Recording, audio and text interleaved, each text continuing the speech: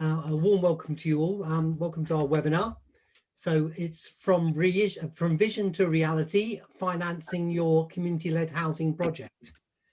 I have to say, had Andrew left it up to me to give a title to this webinar, I might have gone with "To Infinity and Beyond, Show Me the Money." But that perhaps shows more my love of cinema than my knowledge of housing. So my name is Dominic Fairman. I'm a board member at Cornwall Community Land Trust. I'm also a Cornwall councillor and an organic farmer, not necessarily in that order.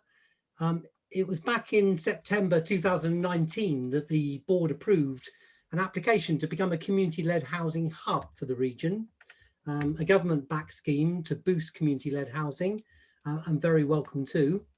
Up until that point, I think it's fair to say that Cornwall Community Land Trust had quietly honed and refined a preferred method of delivering affordable housing for our rural communities, and done it very successfully and rightly acknowledged as being one of the best community land trusts for delivery in the UK. However, the successful application to become a hub has enabled us to secure a new member of staff who will be speaking today, Patty Richmond, and also has challenged the board really and the development team to broaden our approach and perhaps widen our outlook and horizons. So community-led housing embraces a wide range of housing solutions, including really innovative schemes such as co-housing and community self-build. And it also, I feel, embraces a broader definition of community, far beyond our traditional route of town and parish council-led schemes. So this is all very exciting and challenging and scary in equal measures. And today we're going to concentrate on the financial support that is available to groups who are determined to seek new and sustainable solutions to what is now an ever deepening housing crisis. So as well as the diverse range of speakers from many potential funders, we also have our own in-house experts on hand and throughout the sessions. And I hope that they will also be able to detail some of the support that Cornwall Council is able to offer schemes.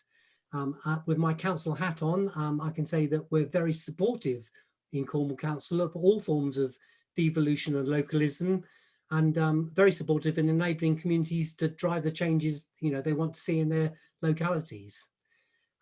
So I would politely request that all attendees mute their microphones when not speaking. If you have any questions during the various Q&As after the sessions, please then either use the raise hand function at the bottom of your screen. It's under the reactions button, or you can put your question or signal your desire to speak in the chat box. Or if both of those fails, you can try and wave frantically at your webcam to attract my attention. I have to say though, with 34 participants, not everybody's on my screen at once, so that's your least successful route to being noticed. So without any more further ado, I'm going to hand over to Andrew George, who's been having some technical problems this morning.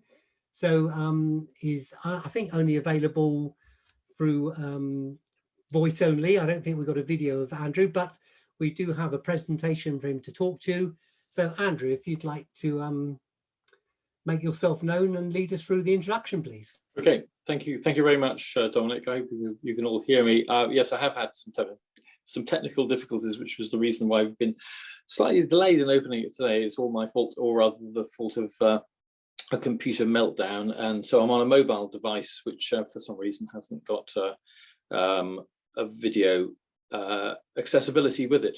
So just a few opening remarks, just to set the scene really for the expert speakers of this, that are going to take us through the 3 stages of the development process, as we've kind of broken it down to try and make sense of how the whole process works. If we go on to the next slide, and thank you to Perrin Tremune for doing this for us. So I think you've all got a program, and this is just a kind of a recap of the shape of the day up until early afternoon. We're cramming quite a lot in, and we're going to be recording this, and for those who miss it or enjoy it so much they'd like to have a repeat, of the event. We're going to be holding it again on Monday evening as well. So there'll be a replay of these and also a panel at the end of the replay to answer any further questions. So as I say, we're going through the pre-development process. This is from the very early stages of getting the concepts or identifying the need, then going through the development, the pre-development stages, the development funding and long-term finance issues, and then looking at a number of examples of communities doing it for themselves just there at the end. Move on to the next slide. As Dominic very ably described the situation and the development of Cornwall Community Land Trust since it was first kind of created in 2006 and established 2007, doing a great deal over those years to deliver many properties. In terms of the community-led homes that we have, we are, yes, one of the, if not the leading CLT from the point of view of delivery. But we wanted and always wanted to widen the range of support that we can provide across the community-led housing sector. And so just to kind of recap here, what the community-led homes or housing is. It's where there is open and meaningful community participation and consent takes place throughout the process. It's where the community group or organisation owns, manages or stewards the homes in whichever way they decide to.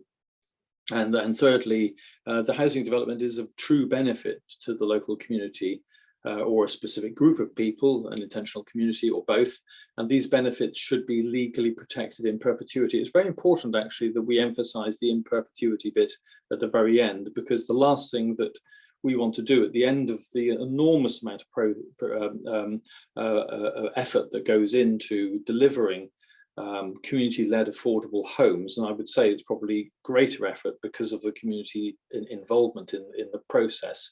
It's not just simply sticking homes up, it's actually all of the apparatus that goes into and the work that goes into ensuring, not just community involvement, but the community is integrally involved in the whole process. The last thing you want to do is to allow those homes to leak out into the open market. Next slide, please. And you can go to both the National CLT network and community-led homes to kind of see how the different concepts of community-led homes operates. Basically, Cornwall Community Land Trust, its fundamental method of delivering community-led homes is simply a community coming together to address the housing needs of those in their community with the most desperate and pressing housing need within that community. Whereas there's another group of people or another set of, if you like, community-led home initiatives, which is about those people with the housing need coming together to deliver those homes for themselves. And those four different methods, which are described there in that slide, simply indicate the kind of range of options that are available under the CLH banner. Onto the next slide. And I mentioned community-led homes and the National CLT network, which are if you like, the national resources, which are a very good source of information, and their website links are there as well. Move on to the next slide.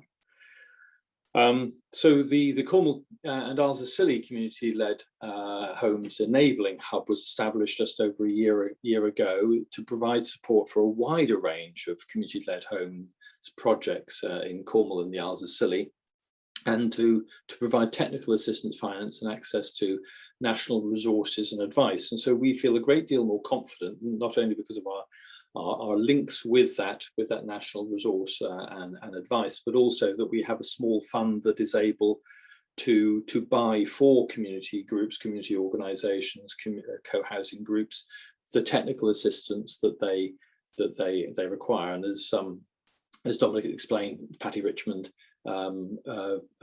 coordinates that aspect of our work. So we're now able to provide a wider range of support and assistance to CLH groups. On to the next slide. And in terms of the organisation itself, over the last year, or rather since our last seminar, this is what we've been doing as a community land trust, including the enabling work in terms of the wider range of work that we do. So we've got 6 new homes at Ruin Minor, which will be open and occupied very soon, later in the summer. That's with Grade Ruin CLT. They've done fantastic work there, the local CLT. We're starting on site. We'll see a start on site for 9 affordable homes. That's rent and shared ownership at Cledra later this year. And we're actively working with St Ives CLT, who we'll be hearing from later on, Truro CLT, St Minver CLT, and Land's End CLT, and those just 4 projects on their own add another 45 homes for people in housing need across their communities. Also, we currently have planning applications ourselves for St Denis, Newlyn, and then we're working with the Council of the Isles of Scilly for 13 self-build homes there, and working with them to help them with that particular project. The planning application is in and will be submitted shortly at Llanivit and at Carleen. Indeed, we're meeting the Parish Council about the Carleen project this evening. And we have 10 other community-based projects at earlier stages, and 2 active co-housing groups working on very specific site options, 3 further community-led housing groups which are searching for sites, and 6 communities at an early stage. Move on to the next slide. So there's a lot of progress being made. So I'm just giving you this example here of the coming soon event that we held to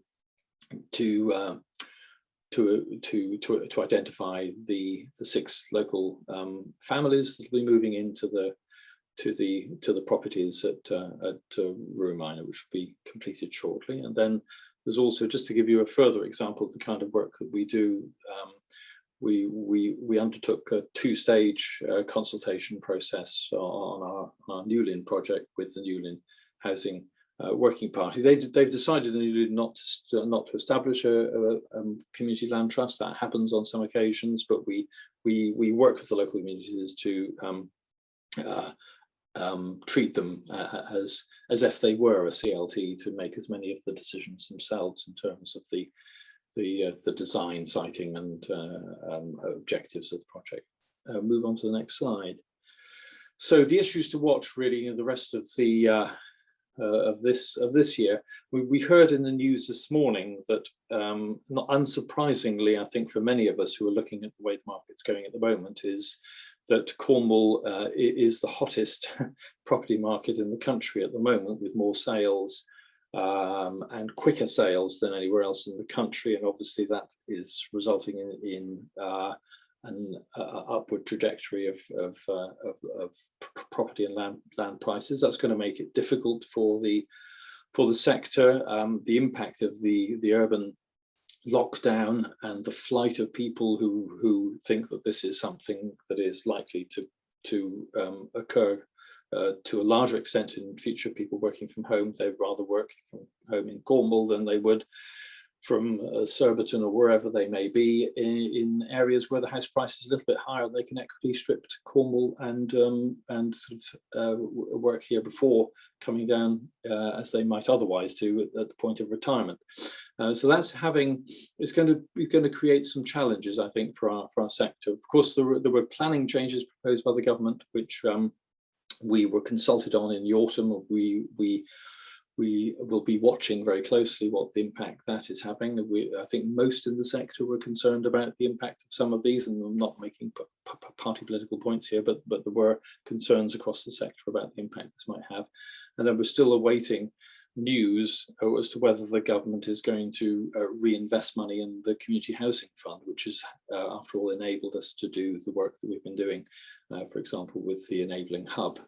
So there's a number of other factors which will be affecting us going forward. But that's really my my intro. I hope this helps to set the scene, the basis on which we'll be looking at matters later in the seminar. Thank you very much indeed. Thank you, Dominic.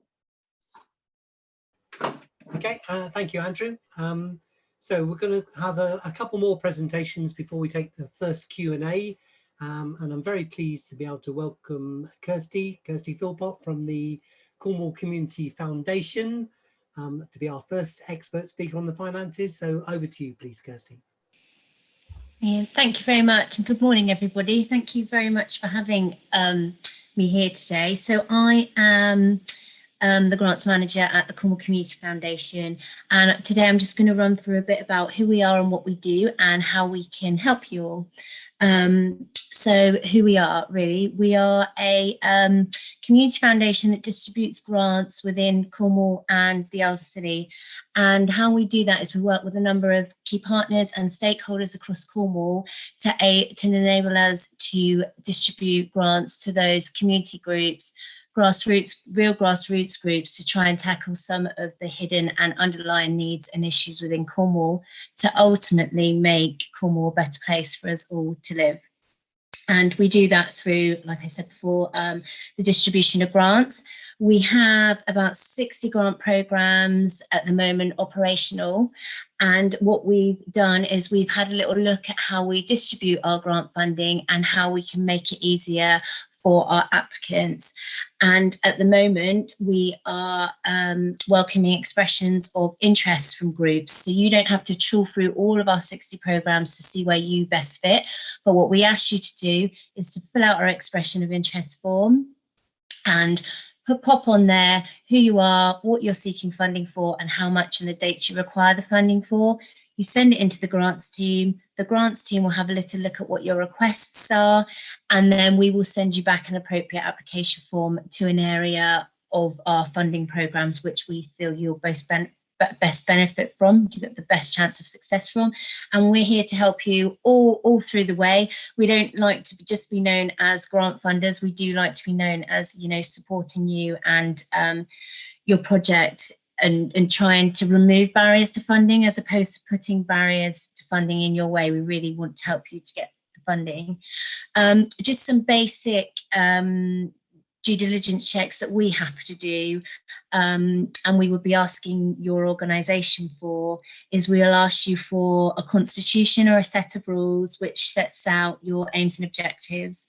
We'll ask you if you are, if you have to report to a regulator, if the information, that's either charity commissions or another regulator, just to check that information's up to date, a recent set of accounts, a bank statement, a copy of who your trustees or committee members might be, and for there we just double check that you have 3 unrelated members, and a safeguarding policy. So that's our basic due diligence check on your organisation. So as long as you've got those documents that you can send in to us, you are deemed eligible for the first entry stage of our application process. And like I said, from then on in, we then, you know, decide which pot of funding might best suit your organisation. So that's it in a kind of a nutshell of what we do. And how we can help you as Community Land Trust is that we are relatively small funders, so we could probably help you at the very early stages of your setup, or if you've got some small costs occurring along the way.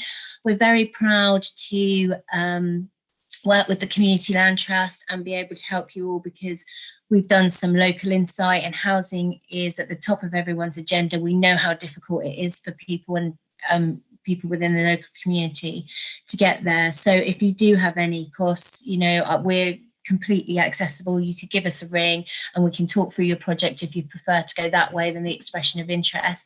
But really what I wanted to get across today is that we're here and we're here to help, and, you know, to support you through the process of making that grant application.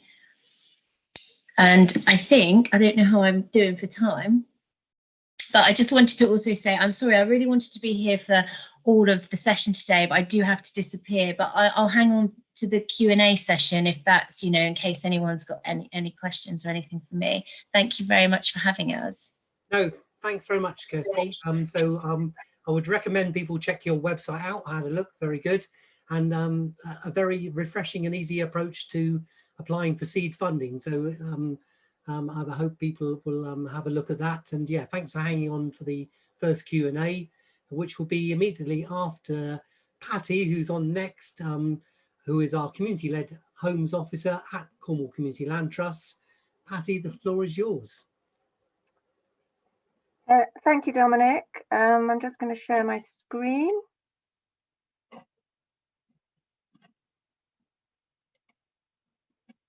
If that's okay. I can see that. It's not, that's it, perfect. Yep. Got that bit right anyway. Morning, everybody, and thank you, Kirsty, very much for that. For those of you who don't know me, as Dominic said, I joined the Community Land Trust about a year ago now. Although actually some of you might have even remember me from many, many years ago when I cut my teeth on social housing in Cornwall way back in the 80s. And I think at that time I visited practically every parish council in Cornwall.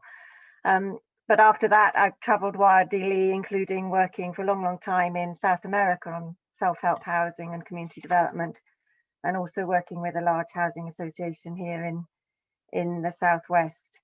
What I was going to talk about today is really what Cornwall Community Land Trust can do in terms of funding for new groups and projects. So although today we're going to hear from an awful lot of other funders and financiers, what the trust has available are various small grant funds that Andrew has alluded to, which we can use to really support groups in those very early stages. So when we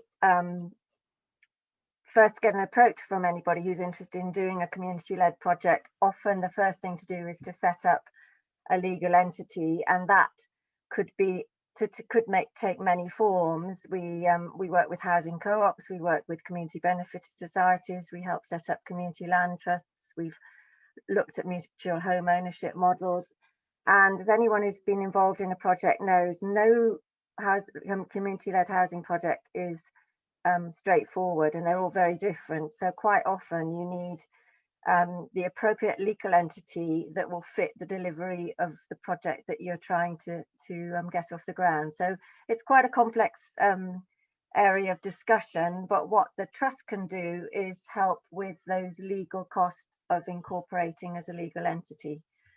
And we're doing that in several cases at the moment. The other finance we can offer is if you're doing a community-based project that needs some additional information on housing need in the area.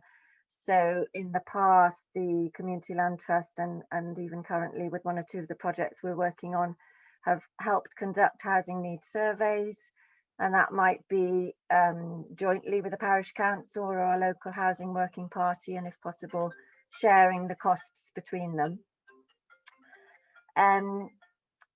Moving on a little bit then to the nuts and bolts of getting a project going, we've also been able to offer to calls for land and comprehensive land searches by employing somebody or sending out inquiries ourselves to help seek those sites and properties that are suitable for the projects. Just at this point though, I was going to refer to, as Dominic said earlier on, Cornwall Council has several forms of grant funding itself that may be useful for these very early stages of your project. And that's the website that I think a lot of you probably know already, but may well go to, which tells you about things like their community chest fund, the carbon neutral projects, the Forest for Cornwall project, the Town and Parish Council and Community Groups Fund as well. Some of those may well be useful sources of small amounts of grants, similar to what Kirsty was talking about, that would help some of those very early stages of your project getting off the ground. So I just thought I'd mention those first. When it comes to actually getting probably a little bit further down the road, when you've got maybe a site or a property in mind, we can help with technical assistance to get those pre-development costs covered, from which later on you might be able to roll into a loan, but at the starting point it's a risk-taking operation for you, and we can help with planning appraisals of possible sites and properties, possibly with the initial costs of a topographical survey, of ecological and heritage impact assessments, all costs that are probably in most cases needed if you're going to put in a preparation of a pre-application inquiry to Cornwall Council for planning, and obviously at that stage are still at risk costs. In addition to all of that, I suppose in the broader field of advice, the Trust can help introduce you to lenders and funders. And in some cases, they will have requirements for business plans and cash flow projections, which we can also help you with either internally from the development team or bringing in an advisor if we need to from elsewhere. And that will include doing viability and financial models that those funders and lenders may well require from you. So if you have a group or a project that you want to seek funding for, we have some very broad principles about eligibility, which are these really, that the group is constituted in a way that's democratic, open and transparent, and working for community benefit, and it's guided by the broad principles of community-led housing. And I've got the inevitable issue of a cat walking across my screen. Sorry about that. And I've lost my place now. And also, obviously, because the funding is oversighted by the board of the Community Land Trust, we do need you to adhere to the values and the principles that the Community Land Trust works by. So basically, to get hold of these sort of pots of money that we've got available, we only really need to know details of your group, and as I said, that might be at the early stage where you haven't actually got to constitute it as yet. So what your plans are, what your ideas are, and what sort of things you would like assistance from, and a rough time scale according to that, because obviously some of the funding is slightly limited in time. I suppose the broad thing to get across though is that any of this early stage funding has to be flexible, and we are trying to be as accommodating and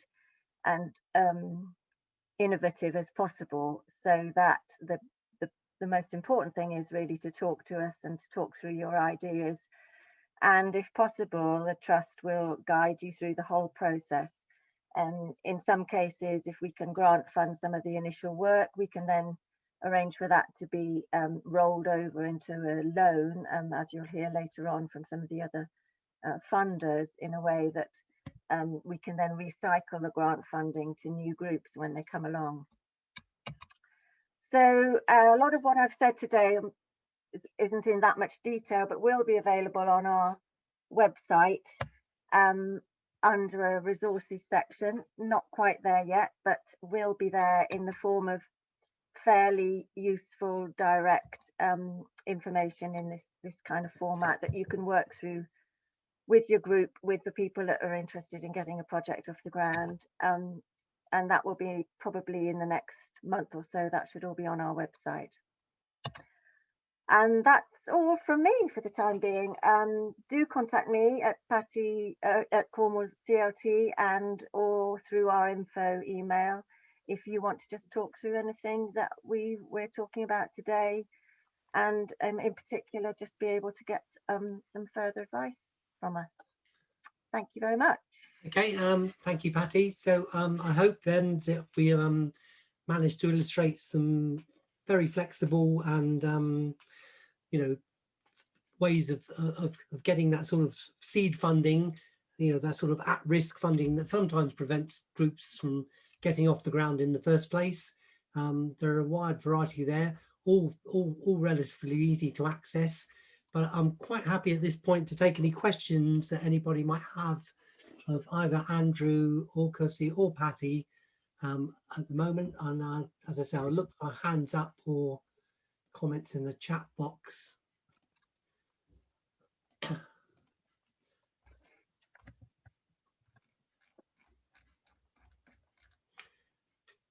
Okay, seems like everybody's content. That's excellent. You've done your job, Patty. Okay, so in that case, a little bit ahead of time, which is always good because I'm sure we're going to soak it up later. We're going to go into more depth now into the pre-development funding, and to introduce this block of speakers, I'm going to turn to Jennifer Hawkins, who's one of our development officers at Cornwall Community Land Trust. Jennifer, you have the floor. Thank you, Dominic. I'm just sorting out the sharing screen. Yeah. So hopefully everyone can now see that on their screen at the moment. No, so while that's going on, Jill Ludbrook, did you want to ask a question before we launch into the next section?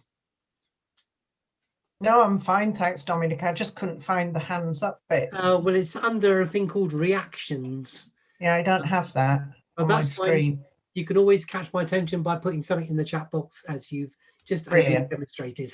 Okay. Thanks ever so much. So, Jen, that screen's working fine now. We're all sharing your screen, and fire away. Thank you very much. Okay, so I'm just going to talk just very briefly about kind of pre-development sort of funding. So what is pre-development funding? So for pre-development funding, it's the area where the funds are most needed in order to get the project moving. Without that, projects can't move forward. It helps community groups in the early stages to get their sort of schemes from their kind of initial kind of conceptions up until the actual plan application stage. It can help sort of groups undertake feasibility studies, housing needs surveys, site surveys, explore options both in securing the land, but also potentially what you could actually do with your projects. It can also help identify potentially abnormals, which could have a bearing upon what the cost of the land might actually be, and also what potential site constraints might be identified, which then of course could affect the design and the layout. The revenue sort of funding can come in from many sort of different sources, and there's kind of two main types of funding. That is from the revenue sort of grant funding, and also from loans. So there's quite a few things that can be sort of covered, and some of the costs could include legal fees. And that's legal fees both in potentially when you're looking at option agreements on the site, but also could be legal fees when you're looking at your section 1 and 6 agreements with the local authority. You need to actually include things like architect's fees for engineering work, geotechnical surveys, both for phase 1 and phase 2, and if also any contamination is sort of found, then also potentially looking on to do an additional kind of phase 3 sort of survey. Need to look at ecological surveys from both the preliminary ecological appraisal in the first instance, and then also the further surveys through bats or reptile surveys, depending on what's been identified. Also topographical surveys are also one of the key ones to look at. There's quite a wide range of areas, and some of them are quite sort of standard across the board, but others may be unique to particular sites, depending on what might be identified. And in sort of terms of cost, it's very hard if it's on a scheme by scheme basis. There are some schemes that you could be looking at sort of between 60 and 70,000 in order to go through the sort of pre-development work to get up to planning, and some perhaps larger schemes you may be looking over 100,000 in order to achieve that. And the best way to do that, particularly if it's your first scheme, is also you need to go out to tender, and obviously put forward a project brief to consultants. So it's worth going to at least the minimum of kind of 3 in order to ascertain sort of the best sort of value and sort of best price for the scheme. And if you've done quite a few under your belt, then you can look to try and sort of benchmark in the first instance, but it's always best to try and get as more accurate sort of costings as you possibly can, so when you do go talk to funders, you're able to give a more cost certainty, because you're not always able to go back and sort of say, oh, actually we miscalculated, we need some more money, and that's not always possible, particularly when there's sort of limits on those sort of funding elements. in terms of where you can go to get sort of funding, so there's several different pots, and obviously some of them are all sort of time limited, and current circumstances are affecting things with COVID taking a bit of a precedence in some areas. But sort of organisations that we've approached previously are sort of Homes England.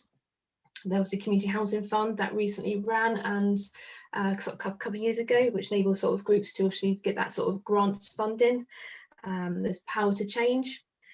Locality have done funding in the past, and there's Resonance and CAF Venturesome.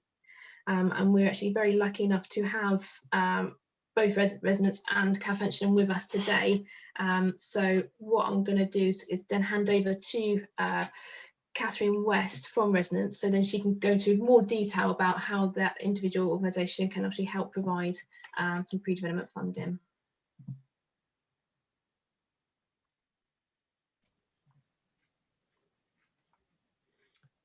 Okay, Catherine, I think you're in the room. I'm here. Thank you. Just. There you go. Thank you. Welcome. And yeah, Resonance.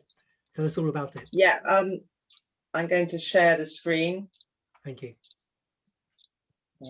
Which screen am I going to share? There we go. You see that? Nearly. Give us a second. Okay. Yep, that's up. Yeah, I am on Dartmoor, so I do have dodgy reception. That's all I can say. So do let me know if I'm cutting in and out at any stage. Well, I'm on Bodmin Moor and we have South Korean speeds here. Oh, okay, fair enough. More to more then. So yes, I'm Catherine West. I'm an associate of Resonance Community Developers Fund. It's a new fund, and it's set up to deliver community-owned and led housing projects, but also sports projects and associated energy. So if you've got a housing project associated with renewable energy or sports project, and it can be the mix of any of those three. So looking at the pre-development finance, just as an outset, we are set up to provide development finance. So, but in order to do that, we want to support community organisations in the pre-development stages. So there's lots of considerations where we find that are needed for community organisations to make in the early stages. So in this, I'm just going to outline what the Resonance Community Developers Fund does, and in the feasibility stages, the approval process. So the RCB, the CDF approval process, because it's important for organisations to know the approvals they need to go through. And then I want to focus on the importance of viability assessments from a very early stage and how they can steer the project. And then I just summarise with Resonance support, just to sort of emphasise what we do in the feasibility stages or pre-development. So currently, the Community Developers Fund is working in pilot areas of Devon, Cornwall, Gloucestershire and Manchester. And that's largely because that's where the organisations are based, and there they have local knowledge. That's where the offices were originally based, but we aim to go national once the pilots are up and running. The fund is made of two elements: feasibility funding, which is invested into the community organisation as shares, community shares. They're withdrawable shares, but as you probably know, shares are dictated when they're withdrawn and for what upturn, if there is any, for any return to the shareholder is dictated by the board. So that may be a debt that stays in the organisation for a while. And then there's a capital finance for the development of housing and sports and associated energy projects. And this is development finance to build out the project. So on completion of the project, the organisation refinances. They take development finance. When the project's finished, you actually have something that you can mortgage effectively, just putting it in layman terms. So you take a debt out on the property that's built, and then you pay the development finance back into the fund plus a return, because this is an investment fund. But because you've built something out on land, you usually have the value in the project. And then it's recycled back into the fund, so it goes round and round. So we are really only looking to fund feasibility where you are going to be taking some development finance. But that doesn't have to be on the whole. It can be a small amount of development finance. It can be a gap, you know, to fill the gap where perhaps a grant isn't covering that element, or an element where your project maybe is more expensive because it's got high energy efficiency. So we can do part financing, or we can finance up to 90%, I think, of a project. So we're looking for a 10% match at the minimum all the way through. So in terms of our feasibility, we have a feasibility funding stage A. The initial £10,000 is put into the project to help set up a community organisation. We look for the community. It may just be a clutch of people that know that there's a good project in the area, good housing project in the area, or a site that could be one. And they want support right from the very outset, but we do look to help them set up a community benefit society. The community benefit society is the selected organisation that we want to invest in and help set up, because it has a really good asset lock on the property and on the finances of the organisation, so it stays in community benefit in perpetuity. So that's the best legal structure as far as we're concerned. We also help with the assessment of skills and roles. We are looking at carrying out community engagement. Excuse me, sorry, so I just walked in the room. We carry out assessment of skills and roles, so that be on the board, but also looking at what roles you might need to move forward into the early feasibility stages. We help support, carry out community engagement.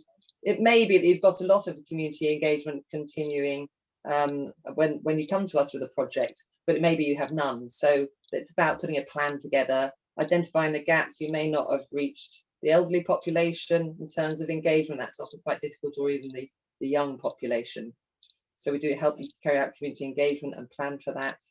We might start looking at an initial project scoping, very early design, almost back of envelope, how many units you can get on the site, what likely size they are, anecdotally what the need is, initial site investments, planning advice. It varies from project to project. For example, you might locally know the past use of the site, and you might have to assess the risk of contamination.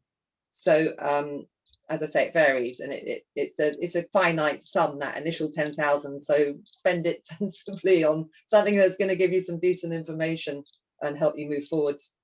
And I even say viability assessment at this very early stage. At that stage, it might be, well, if I'm going to do a viability assessment, I need some cost information. How am I going to get that? It's starting to look at the viability. So cost information, you might need to value information. At this stage, it might even be just like, where am I going to get that from? And it goes into the next approval. We're going to need some valuation advice. We're going to need some very early cost information. But if you've got someone on the board that can do that work, or even some pro bono work, some organisations at this stage, it's not a lot, huge amount of time. You might be able to tap up a local organisation, a state agent or something like that to help you with that. So then we move to what we call stage B. So the key there is you've already set up your CBS. So then we can start investing straight into the CBS rather than supporting you in other ways. So here we look to effectively move into the process of developing the project. So here we look at the coordinator role. We provide coordinators in these pilot areas currently to help you, support you through stage A, and this role will probably continue into stage B. But there may be some areas where that you need some more help with terms of a project manager. It may be that you want to appoint a project manager separately. Obviously, that's quite expensive for smaller schemes. Project management can be expensive as a separate role. It may be that your professional team, which is the next point, the professional team you put together, which may be architects, engineers, people looking at sustainability, ground conditions. It may be that one of those is doing the project management for you. So we always recommend to have that single point of contact. the team member that you speak to that knows exactly what all the others are doing, that feeds back and reports to you. And they might have this project manager role, but when you're putting your professional team together in stage B to take the project through to planning, you want to make sure you've got the right qualities there. And that's that lead person who's got leadership qualities. They've got, they can identify risk. They can take risks, calculated, but they're not like careering forwards, ignoring huge problems. So it's that having that person is key, because then your project is sort of on one, as I say, under one point of contact. If you want to know what's going on with the project, they feed back to you, but effectively they're acting for you, for the client. You're the client, and they have your interests at heart. And they're good, interpersonal skills, as I say, and their leadership skills. And in this team, most importantly, as you can see in capital, is to include viability in the team, because this is really important. It really does help, and I'll go on to that later. You might want legal advice on the land, on the structure you're having. You may be bringing forward a project with a joint owner, or a joint investor might be sitting alongside you and they're sharing the risk and return. You might need legal advice for a joint venture. There's all sorts of things. It sounds complex, but if you get the right people in place, it's not. They communicate it clearly to you and direct the project. So I think the team is critical. If you end up employing lots of separate consultants, you'll end up with an awful lot of work. So stage B takes it up to planning consent. And then hopefully at that stage you get planning consent, your land negotiations have taken place, you may have an option on the land subject to planning, that's all agreed, and then you've got the cost of the land. You're looking at to buy the land and move into the development phase and put it out to contract to develop out the site. So I'm not going to that because we're talking about feasibility, but as I said before, we are looking, we are providing the feasibility in order to provide some development finance. That's the whole idea. Just to say there, we obviously know that some projects won't come forwards, and we know that's a risk that we're taking, but that's the risk that the community is taking as well. So we stand alongside them as well. So I just want to re-emphasize this importance of viability checks, just to sort of clarify that I've been involved in many regeneration projects, and they're not even run by the community. They're run by clients that know what they're doing. But unfortunately, if you don't build in the viability checks into the appointment of the professional team, and saying that you want that constantly, that viability check constantly done, you'll end up with a really nice scheme that you can't afford. So although an early viability check is based on an awful lot of assumptions, it's a good practice to start it, and it will steer the project. So if you run early appraisals, it gives you ideas, just a vague idea of the how much funding is required. Is there a gap? Is there going to be grant required? Is there any grants for housing, community-led housing at the moment? Who knows? I'm sure we'll get onto that later. But if not, is there someone else that wants to invest, such as Resonance? Obviously, that has an upturn on the development finance. They're looking for a return, but it's affordable, and it's because it's high risk. You might not be able to get it from a bank as a loan. So you might find that the landowner wants to come in and share risk and return. You might find your local authority, after the COVID, is interested in developing community-led development. So it identifies gaps in information as well. It identifies where there's risk of abnormal costs, the need for change in design, the need of the change in mix of tenures, the need for additional funding partners, skills, all sorts of things. Those viability checks really raise that. And a steer on land negotiations. It does make you realise you've got to keep your powder dry. You don't go say, how much do you want? And then that's the fixed price. It's best to sort of start open the negotiations once you're getting under the meat of what the site's actually worth. So an early review also of the overall project. So it's the beginning of a project execution plan, a project plan, is to do a SWOT analysis. So it sort of focuses you on the risks as well as the opportunities. You've identified the opportunity, the land, the community, but there was also risks of planning, ground conditions, legal, the skills on your board. And if you're going to pay for all the skills, is it affordable? Do you have to strengthen your board? Do you have to look for pro bono advice? Is delivery going to be difficult? Do you need a project champion? Have you got a project champion? And if so, yeah, is it a sort of defined role? Because that is sometimes one of the most important things, to have that really dynamic person that connects with all sorts of people, stakeholders, partners, community. And then the professional makeup of the team.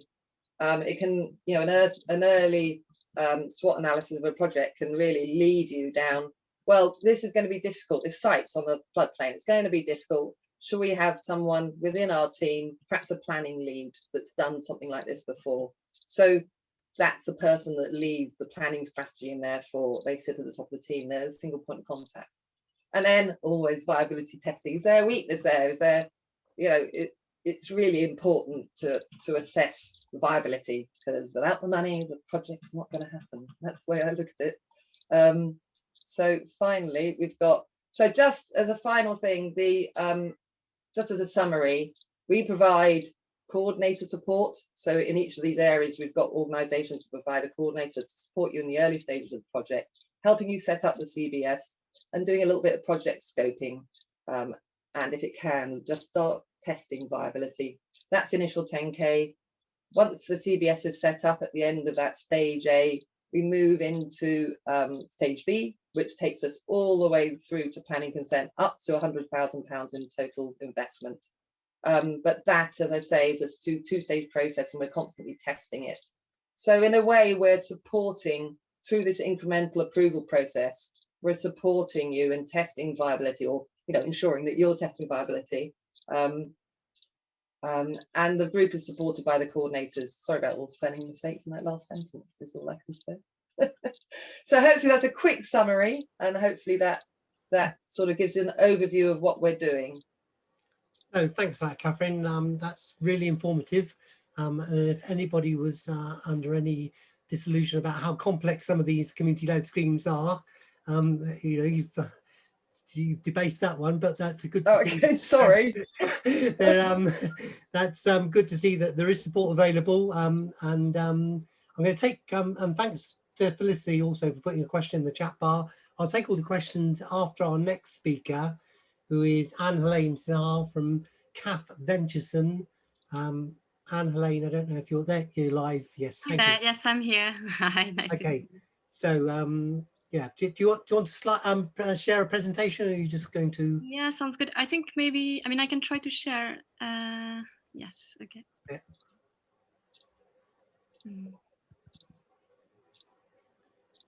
Yeah, that's visible. Will work. Perfect.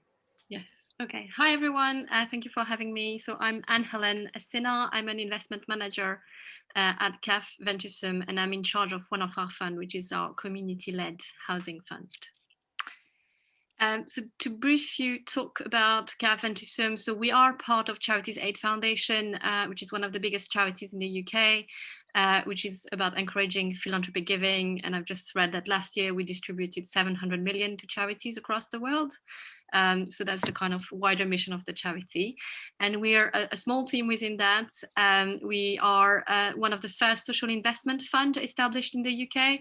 So social investment is effectively, a lot of it is lending, except it's lending which a bank wouldn't do. So we tend to do kind of high risk lending, if you'd like. And our specificity is that we are obviously part of a charity, and we are backed by philanthropic capital. So all our funders are, you know, really keen to see a social impact in their investment. And as such, they're relatively quite flexible and quite patient in the way that they provide us capital, and in the way we're allowed to kind of deploy that capital. So, I mean, over the years, so since 2002, we've supported, you know, almost 500 social organizations, whether they're charities or community benefit societies or community interest companies, so a very wide range of organizations. And we've deployed over 15 million. And we have three main funds, and the one I'm going to talk about today is the CLH fund. So our investment, so we've actually created our first CLT fund back in 2008 when there were, I think, only 16 CLTs in the country. So I can say, because I was not there, I think that was quite visionary of CAF Venture to do that, because obviously now there's over 300 just CLTs and obviously all other form of community-led housing. So this is to say that basically we've made investment in that space for over 10 years. And we've supported, I believe now, I should update this figure, it's probably about 40, at least 40 community-led housing groups, giving them over 5 million of investment. And I won't delve into detail, but we used to have very much like pre-planning and then development finance, but we've kind of moved away from that. So last year we've launched our new community-led housing fund, which is a 5-year fund, so open still for another 4 years at least. And we've decided to open it to all form of community-led housing, so not just community land trust, and as Andrew really well described in the introduction, so also housing co-op and co-housing schemes and self-help, build, etc. In this time as well, we're able to offer grants alongside loan, which is quite exciting at the early stages, so at pre-development stage effectively. This is a partnership we have with Power to Change, basically. So we're able to deploy a loan alongside grant, and this is done by us, basically. So you come just to us and we manage both the loan process and the grant process. And you may be aware that Power to Change has stopped funding now community-led housing, unfortunately, due to the pandemic, but we still have that pot of funding available till the end of next year. So if you come to us till the end of next year, we're still able to deploy that. And our aim, and I want you to remember that, is we're very much here to kind of provide funding to fill the gap. So wherever you can't access, grant funding or just yet bank lending, we're here to fill the gap. So we don't have any particular restrictions in terms of match funding or tenures or locations. We can pretty much fund anything if you'd like, but I'll come into detail a bit more about that. And we have a greater focus as well on social impact in this fund. We've worked quite a lot in developing a kind of social impact matrix, and we see it as a way of campaigning and lobbying and evidencing the social impact that community-led housing is having. So we're hoping to build that kind of national picture of what social impact can be achieved through community-led housing, or at least work with partner on this. So yes, we are as well, I should mention, a national lender. So in terms of the product we offer, so compared to Resonance, I guess we're much more hands-off in our approach. We're much more a kind of traditional funder. So we provide at what we call site and plan stage. So you would have needed to have done the group stage. You would have needed to have a site in the sense of a site secured, so exclusivity of the site. So we're not looking at you owning the site just yet, but at least you have heads of term with the landowner to say, yes, I'm happy to give you exclusivity, so that we know we're lending you against an agreement and a specific scheme. And so we can provide pre-development loan finance up to 150K with up to 50K of additional grant funding. And that lending, what we say is, if you don't secure planning permission, we would write off the loan. Obviously, we say we may write off because we want to make sure that, if you have an opportunity to appeal, you've appealed, etc., or resubmit. But if it's quite clear that you won't be able to go anywhere with the scheme, then we write off the loan. So the group is never, if a scheme is failing, you're not stuck with this debt, which you will never be able to repay. And if you secure planning, we say, well, you'll have to repay the loan, but we know that you won't be able to repay the loan straight away. So what we say is, once you secure development finance, so from bank lending or further grant funding, for instance, from Homes England, then that's at start on site is when our loan is due to be paid back, basically. We're also able in this fund to offer post-planning but pre-build finance, if you like. This is a gap we've identified actually over the last 10 years, is sometimes group secure planning, but then there's still a lot of costs that can be incurred after you've secured planning, because you might have to discharge some conditions, you need to kind of start the contracting process, etc. So we can also provide a kind of, if you like, a bridging finance from securing the planning to start on site. And it can be because you're planning also to raise community shares, or you're planning to get a grant, but it's going to be paid in arrear. So we can provide, again, that facility, so relatively short term potentially. We're also able to provide land purchase, which we're quite excited about. We can provide up to 400K. This is the maximum we can do, but we can include some grant layer as well alongside that. And this is, again, we would expect at that stage to have secure planning permission. But sometimes, and we've seen it recently, you have a landowner with, it can take time to secure planning, and the landowner might want to kind of, move on and sell you the sites. And they might not want for you to be ready to kind of start on sites. And we've seen as well that sometimes the land, once they get planning, private developer might start circling around the landowner. So this community-led housing group is, and fair enough, sometimes a bit nervous about securing that site. So we allow them to do that. And we do all this, I should say, on an unsecured basis, which means we don't take security, because we know that the bank, when we start the development phase and the build phase, the bank will want to take security on the site. And rather than incurring a lot of legal costs, which I know can be a real issue for community-led housing, we say we'll provide you an unsecured loan. So we won't take security on the land to minimize your legal costs. And then what we can do as well is at development stage, we can come as a junior lender behind a bank. So as a social investor, we never here to compete with the bank. And actually one of my colleagues from CAF Bank will talk later on. So we are here to fill the gap that the bank can't do. So often, and you will see, banks will be able to do 60, 70, 80% loan to value. And you might have some grant funding, which is fantastic, but sometimes there's still a gap, and we can fill that gap basically. So we provide lending behind a bank, and that's called being a junior lender. And in that sense, we take a second charge behind the bank. And then we're also able to provide facilities for enabling hub like Cornwall CLT, for instance, which is not scheme specific. So hopefully that gives you a good overview of what we can cover, as I said, and hopefully you can see that we try to provide you as seamless funding as possible, and whenever funding is needed for the group. So the application process, the way it works is, it's not like a grant application. We would have a discussion. We will ask you for a lot of information. We will usually visit you. I mean, at the moment, unfortunately, it's all remotely, but we would have a discussion with a few members of the board about the scheme, and then rewrite the application on your behalf. And we present on your behalf to both our investment committee and our grants committee.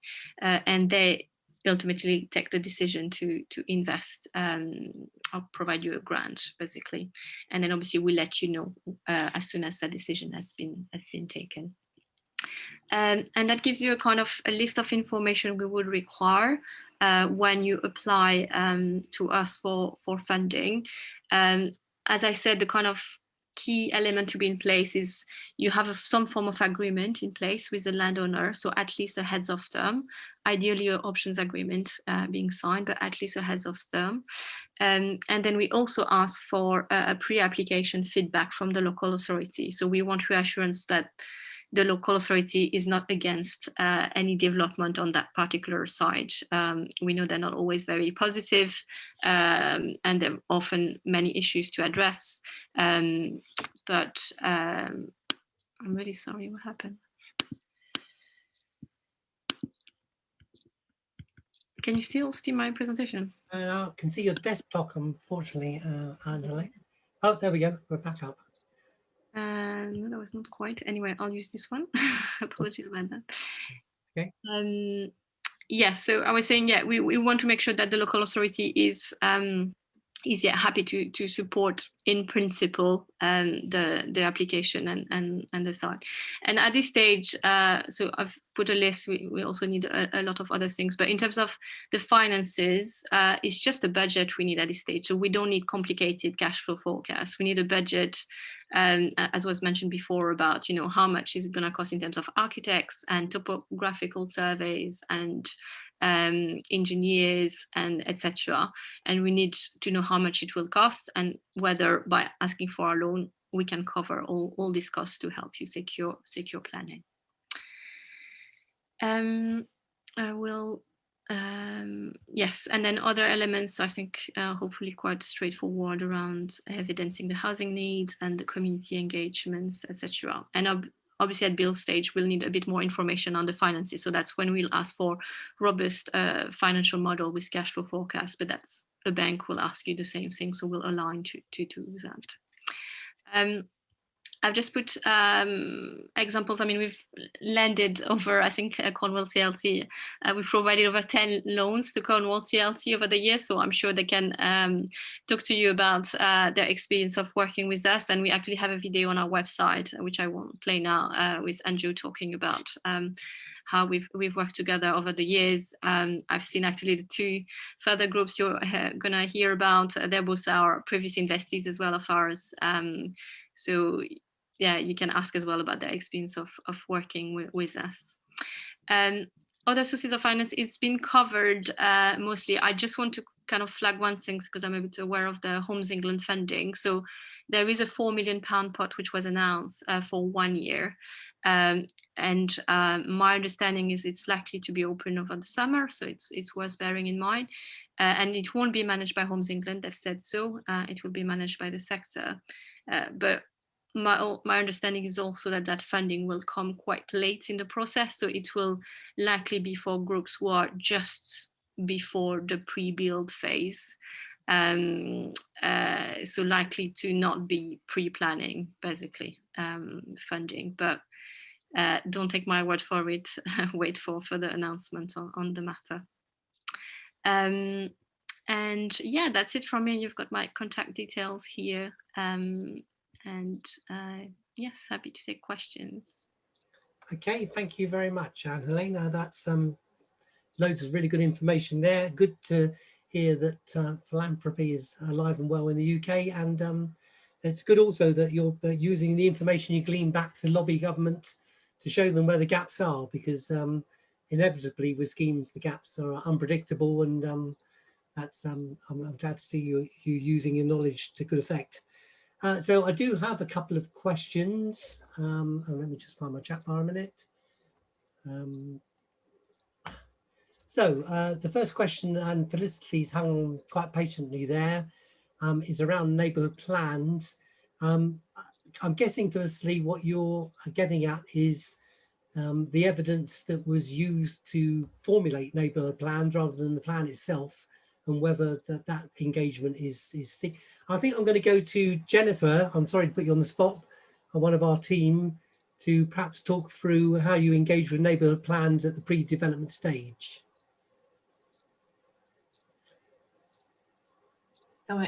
Yeah, so it's always good to try and work with obviously the existing groups. I mean, we've got a scheme down in West Cornwall at the moment where actually we've got members of the neighbourhood development plan group actually involved in the working party, because obviously they've been working for the past several years now, trying to formulate the neighbourhood plan and trying to look at what their priorities are for the area, what they're kind of looking at for the housing needs, what they're looking for in terms of perhaps quality of build. They've looked at the design things. It's important to kind of really work with them and approach them, because what you don't want to do is you go forward with a scheme and find that you're kind of sort of departing from what's either they're about to get approved or looking to done after all the consultation they've done. So it's key just to get them involved and invite them to be involved in in a more informal capacity, or just keep them updated. Same with like the parish council. So it's always worth seeing what they've carried out, and just making sure obviously you're working together and not on sort of different paths going forward. Yeah, no, thanks for that, Jennifer.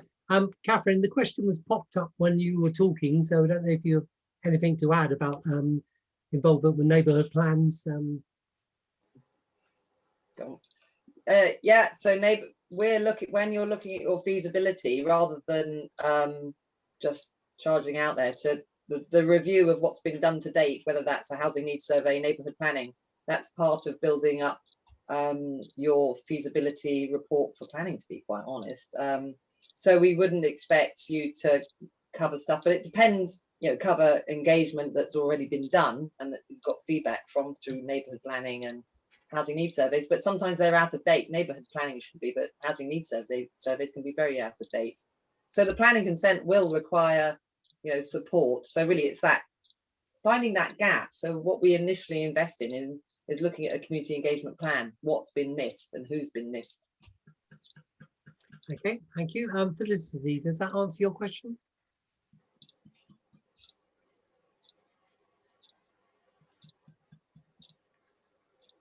Okay, I'll take it it did. Mary, do you want to put your question up in do you want me to read it, or would you like to say it out loud? I'm happy to say it out loud. Yeah. I don't know whether I can assume, can you, a group, apply to each of the stages for the maximum amount in theory? So is there an overall cap on the amount one group could borrow? So I'll take you first, Catherine, just from... Yeah, so our overall budget for feasibility is usually £100,000. So sometimes you might not need it all. But we do look for a 10% match funding. So that would take you up to planning. Then it depends on the project's viability. We're unlikely to be funding a project of 5 million in total. We would expect it more likely to be, you know, a number of funds, including, unfortunately, as Homes England, just by a bit of information, if you're looking at an early project, Homes England with their community housing fund has sort of come back with the reality that it's not viable. A lot of the projects aren't viable and they need grant support. So it can't all be loan funding. You probably will need subsidy of some sort or other. And I think that's a good premise to start from for community-led housing currently, with values as they are. Thank you. And Anne-Helene, would you want to add to that, please? Yeah, so I mean, at pre-planning, our cap, so on the loan is 150, on the grant would be probably 50, so roughly 200 would be our cap, and we don't require any much funding. In terms of stages, you can come at any stages, so you could come just at pre-planning and not need us afterwards, or you can come, you know, for land purchase and not need us before or after. It's basically up to you. But at the moment, for instance, we have a scheme who's got both a pre-planning and a land purchase loan and grant with us, so they had both, so it's possible. Our maximum exposure at any time is 400k, so us within Cavendish, we can't lend more than 400k, and I would say the grant max would be about 100k as well, so that would be the maximum we could offer. Okay, is that okay, Mary? Sorry, I'm muting. Yeah, thank you, that's really helpful, thank you. Okay, that's brilliant. I also have a question from Richard. Richard, about modular housing. Do you want to, and I'll take yours next, Morag. Richard Jeeves, do you want to unmute yourself?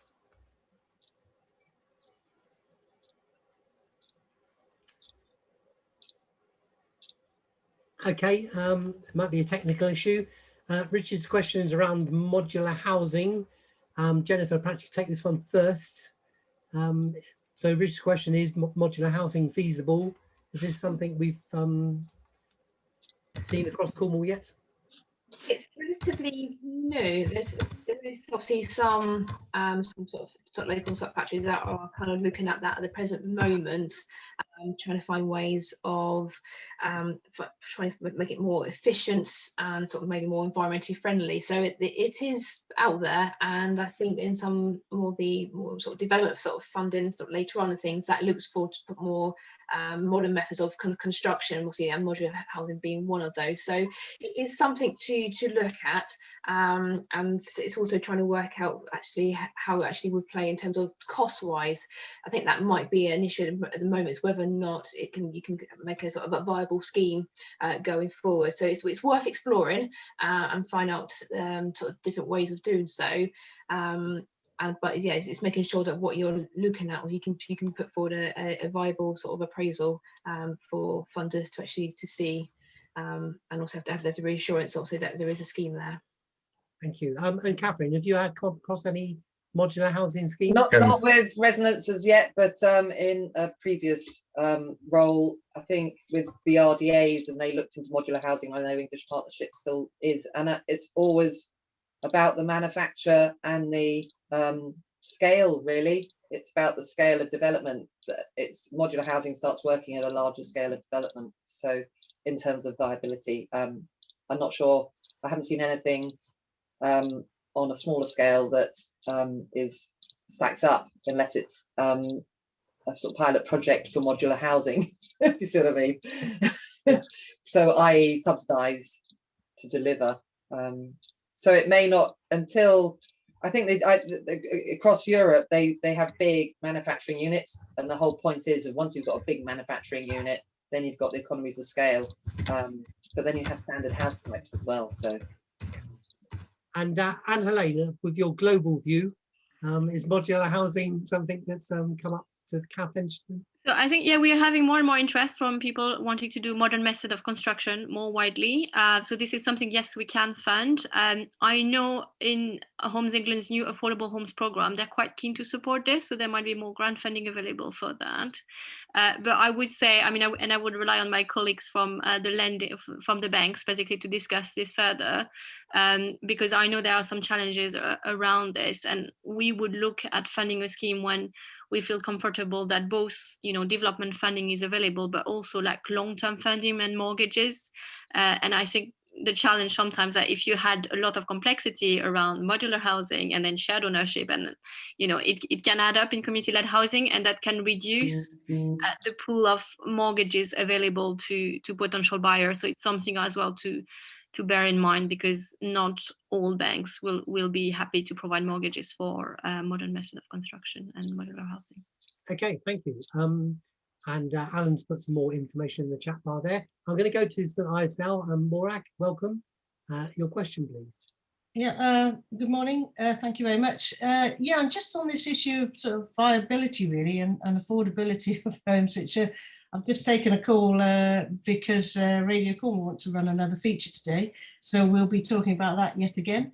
And it's, again, this gap all the time. So I just wondered how, we've worked with Cath Venturesome and we worked with Chiodos, and it's been a really, really positive experience. But I just wondered, as the whole of them could get some sort of influencing, because things are not going to be very viable, as Catherine was kind of saying, with the way that land is and everything. So how can you influence sort of governments or investors in some way? How can you, as a group of very responsible and very experienced investors and grant makers, actually influence the government to make sure that some of that gap could actually be filled by their schemes, rather than just simply keep on churning around the kind of big housing associations, big developers, but building poor housing? Okay, and Helene, you referenced this in your, so I'll go to you first. Yeah, I mean, we do. I mean, we have fed, there was a steering group for the Community Housing Fund, and we've quite fed regularly to the Community Housing Fund about the challenges we were saying that our investees were facing. I think, I mean, yeah, the key challenge is, to be honest, is around land, often a cost. So we would always encourage you to either access land from local authorities and, a philanthropic landowner. Obviously, that's a key asset.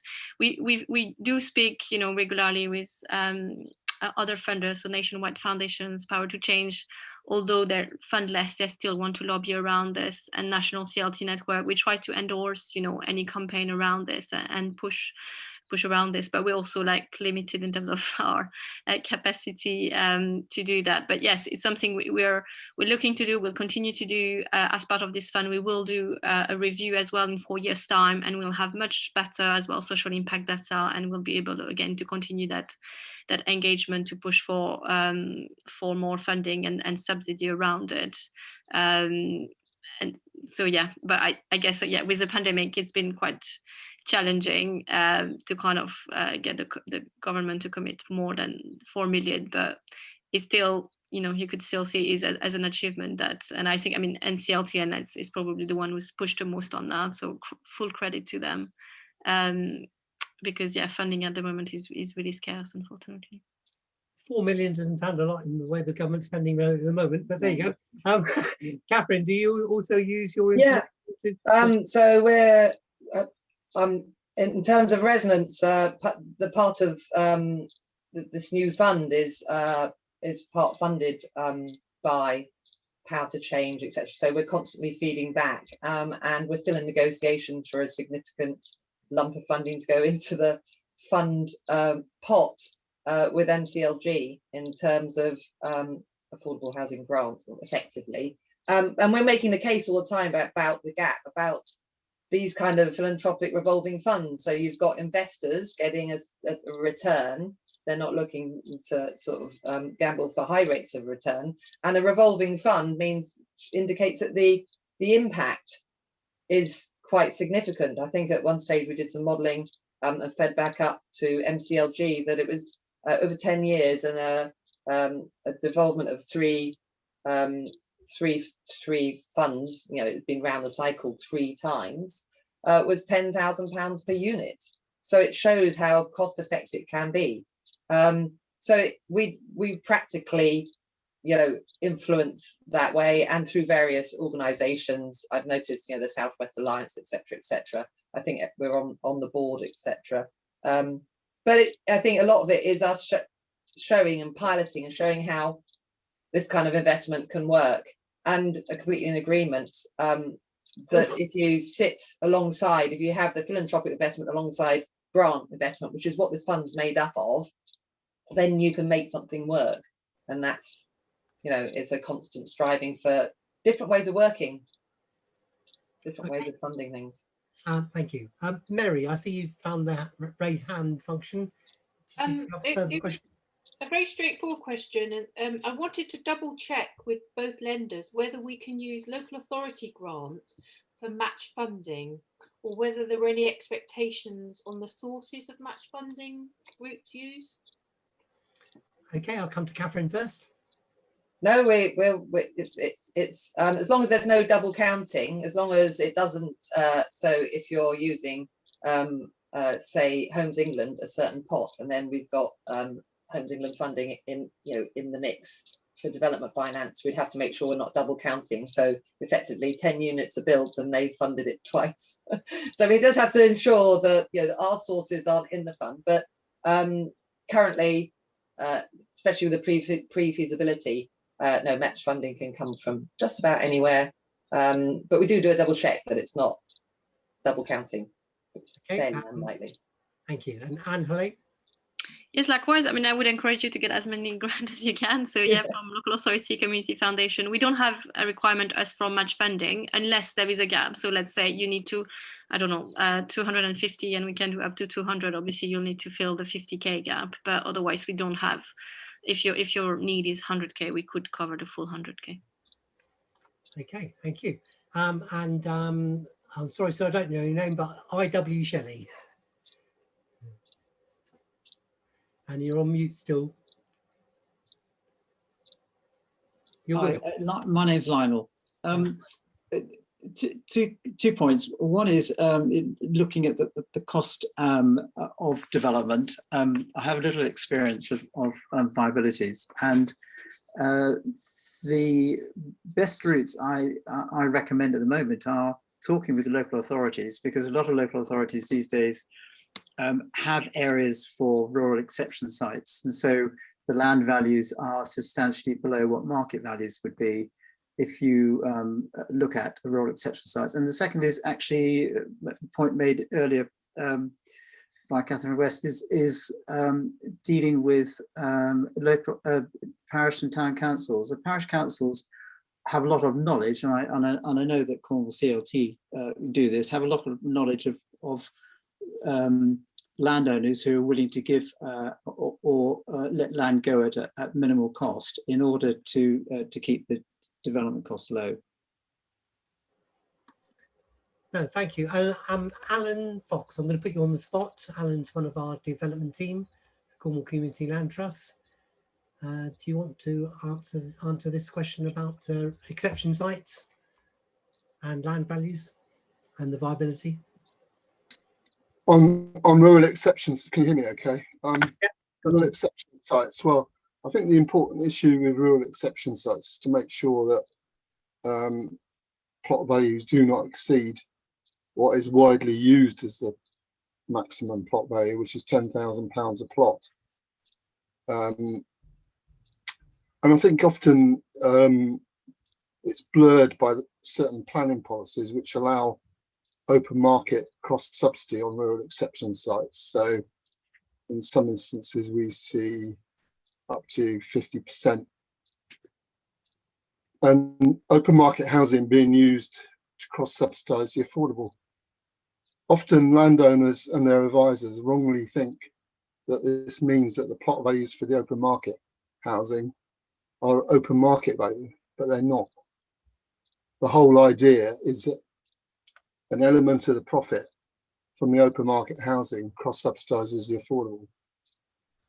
And that is often what is lost, and it often gives us difficulties when negotiating the acquisition of rural exception sites, where there's an expectation that the open market gives a larger return than what one would anticipate. I think it's generally accepted that any developer is entitled to have a return on any scheme, and the norm is 15 to 20%. So, if we say an average return of 18%. Normally, also, if there is a cross subsidy element, you can't have Homes England grant towards the scheme. The only exception to the rule there is if you're providing more affordable housing than is being required under the planning policy. So on a rural exception site, that would be extremely difficult if there's any open market element. So hopefully that answers your question. Yeah, he's nodding away. And so I've got two more questions that I'm going to take before the break. Jill Block, do you want to ask yours thing, or would you prefer I read out? I'm happy to ask it, saying, would it be feasible for a local authority waiting allowance, perhaps similar to they have in London, to be introduced for the exceptionally market inflated property prices in Cornwall? This would make viability calculations much more achievable, where best value criteria are used in local authority calculations and in their need to maintain income levels in their finances. The background to that question is that we paid full market price on valuation to acquire the buildings that we're developing, and if there was a social value weighting allowance, it could be included. The viability option is much more beneficial. Yeah, no, absolutely. I'm going to put Andrew, our chief exec, on the spot here. Andrew, you can, this question is tailor-made for you. I hope you can. Andrew knows how we feel. Well, I've got a lot of sympathy for Jill and all at St Ives CLT.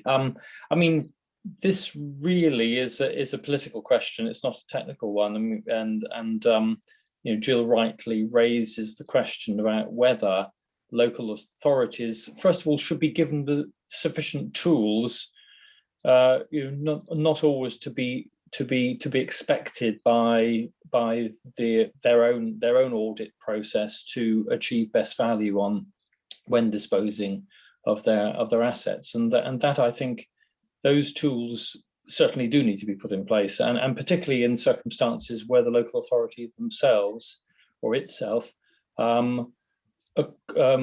acquired those sites possibly through the generosity of the local community, many decades, perhaps over a century before, which was the case in St Ives. I mean, there was an additional issue, of course, that about the disposal of assets from if one might describe it as a parallel charitable organisation, such as a registered provider of affordable homes, in other words, a housing association, because that was also the case in the case of St Ives CLT's acquiring of the vicarage flat. So it's really a political question, and one which naturally, as Cornwall Community Land Trust, we would want to strengthen the range of tools available to local authorities, and also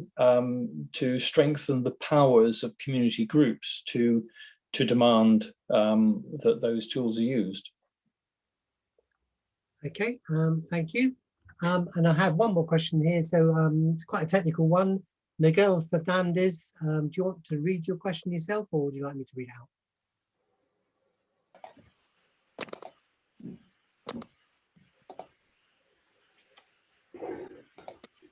Miguel? Hello, can you hear me? Yeah, I can hear you, Miguel. Well, fire away. Oh, yes. So it's sort of going on the same line as Jill Block. So I just wanted to know if you have any advice on the sort of effectiveness of using social value calculators that are based on the government's Green Book valuation in terms of their effectiveness in, I guess, convincing councils to sort of consider best value, across the social value over a period of time, maybe adding to the sort of environmental value and sort of community economic development value as well, and whether tools like that developed by Hacked charity, could be sort of scaled up, within the community-led housing sort of sector to sort of put some pressure on councils to sort of use these tools, which are, fundamentally driven by, government recommendations. No, thank you for that. I'm going to go to Dartmoor and put Catherine on the spot for this, because I sensed a certain amount of social value in some of your presentation, and so yeah, you're on mute. Got that. Yeah. Well, Miguel knows my answer to this because I'm working with him on a project, and that sounds like a damn good idea. And I know the issues there about land values in Cornwall, especially on the coast, and the availability of council-owned land is going to need these sort of assessments. So 100% in agreement. How we as the community-led sector feed that up, I think I don't know the answer to. I don't know if anyone else can help me, to be quite honest, because I think if we do the land value is some of the key issues, isn't it? And if the council can move away from best value, which is just almost a financial calculation, into the impact of communities taking ownership in areas like Cornwall and London, obviously the critical, the biggest ones, but it's an unaffordable solution for most people. So is it something that we should be all coming together for as as a community-led sector and feeding up? Okay, thank you. And Anne-Helene, I'll finish with you. Is there anything you'd like to add to that? Yeah, I'm not sure there's much I can add on this. I think, I expect, local authority are all behaving quite differently from one to another, to be honest, and some do asset transfer at £1. So I think it's Cornwall Council decision to do that. So I think, I agree with Andrew. It's most of a political questions and kind of engaging with the council and the politicians around this to try to change that. Thank you. And Lionel, I will let you sneak in with one more question. So not a question, it's a comment. It's when undertaking the development viability, one would, and I think Alan would agree with me, is that one could change the presentation and show residual calculation, and then show that the land or the building is only worth X if one is to undertake a viable scheme. Okay. Alan, do you want to respond to that? Yes, absolutely agree with that that point. As and Lionel and I have both been involved in carrying out viability work for local authorities, actually under different hats, and using the residual valuation one. Obviously, got to be very careful with these models because, like anything else, you can have great variations in the end result, depending on quite small nuances sometimes on the assumptions that you put in. But yes, totally agree with that course of action. Okay, thank you.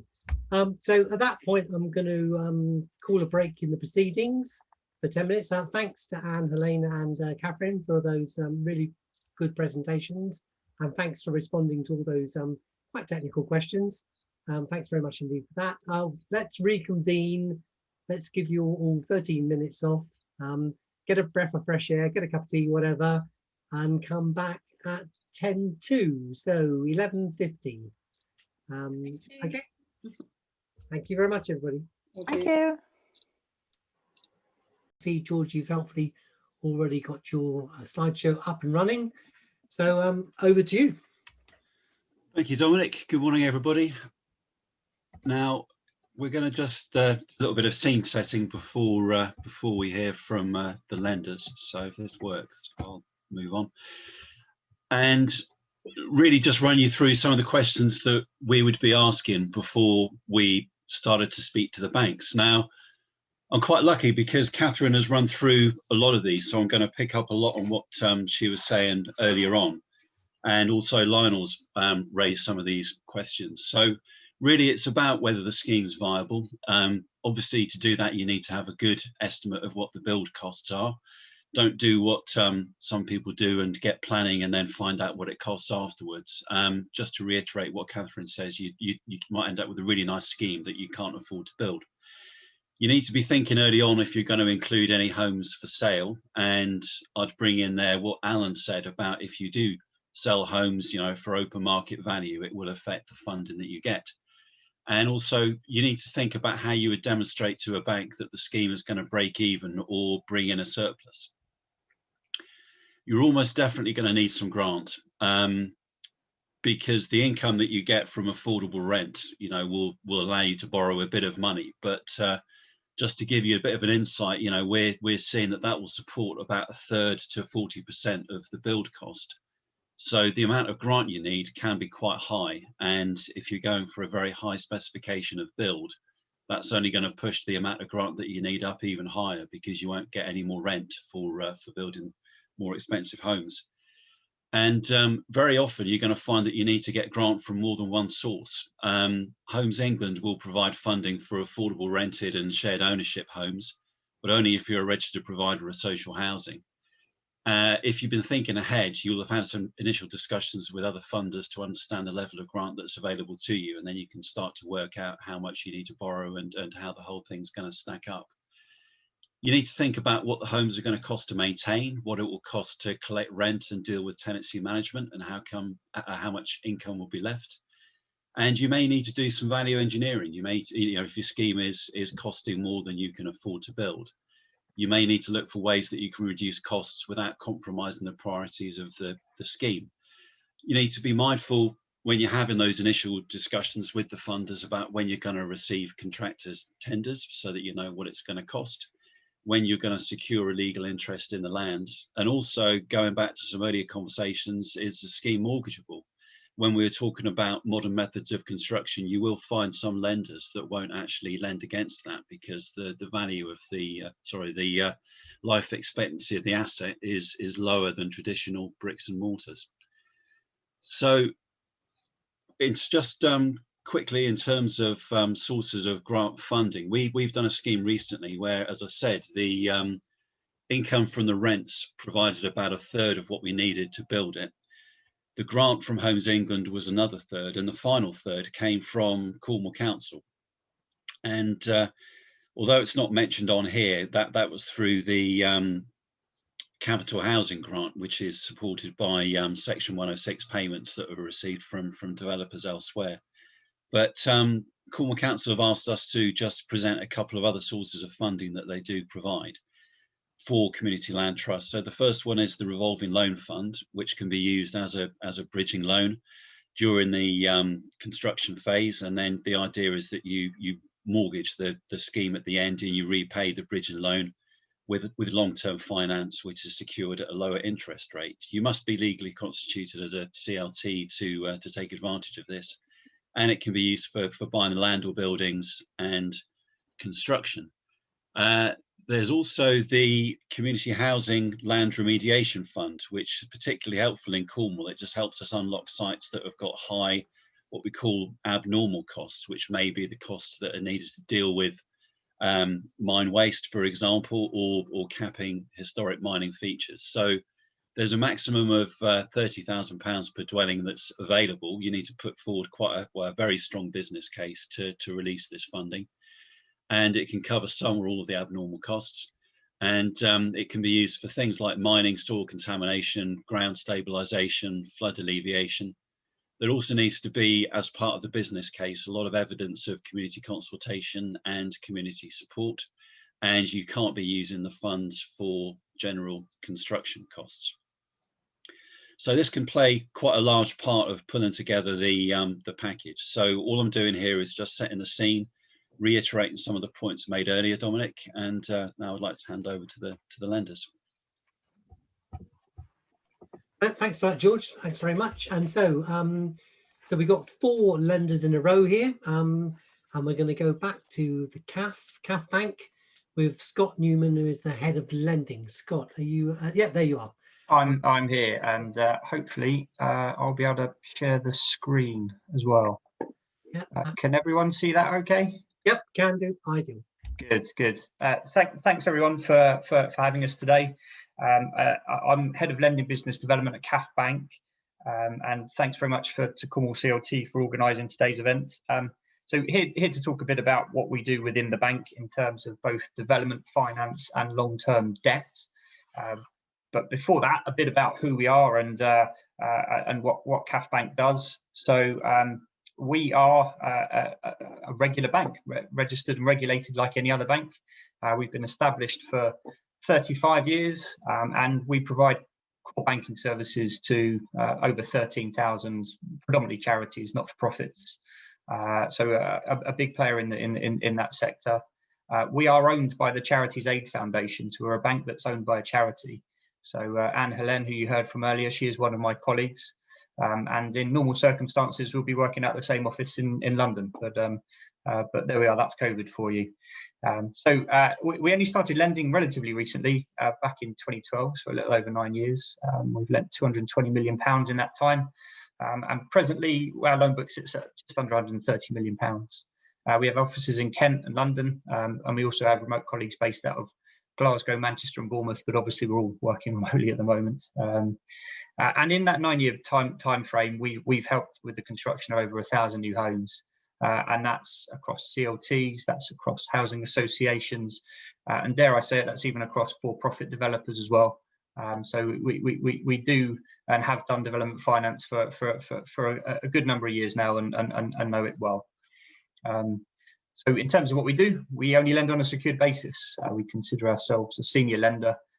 So we leave the more racy junior stuff to Anne Helene and her team at Venturesome. We do offer development funding, and we do offer long-term debt solutions. We can lend up to £5 million per entity, but for those that are registered with the regulator of social housing, we can actually lend a little bit more, and we can actually go up to 9 million with those. We're happy to work in conjunction with other social lenders who you're about to hear from after me. If those maximums aren't quite enough, And for term debt, we will go up to a maximum of 25 years, but that will have a 5-year break clause in it. We know that each client is different. With what we've lent against, it ranges from housing associations to heritage railway sites. So we've got the skills and tools to work with a whole host of clients. We are quite traditional in our approach. We do believe in face-to-face meetings and getting to understand the site, the location, the people behind it. And that's true for every loan we've ever made. Barring a couple of examples, we have done face-to-face meetings through all of our loans. Where COVID would allow, there are a couple that we had to sort of follow up with them afterwards. So we do believe in that personal touch. So moving on to the development side of things, the basics of what we offer, and this is what we would offer for CLTs and community-led housing organisations, which is slightly different to what we might offer for a professional commercial developer.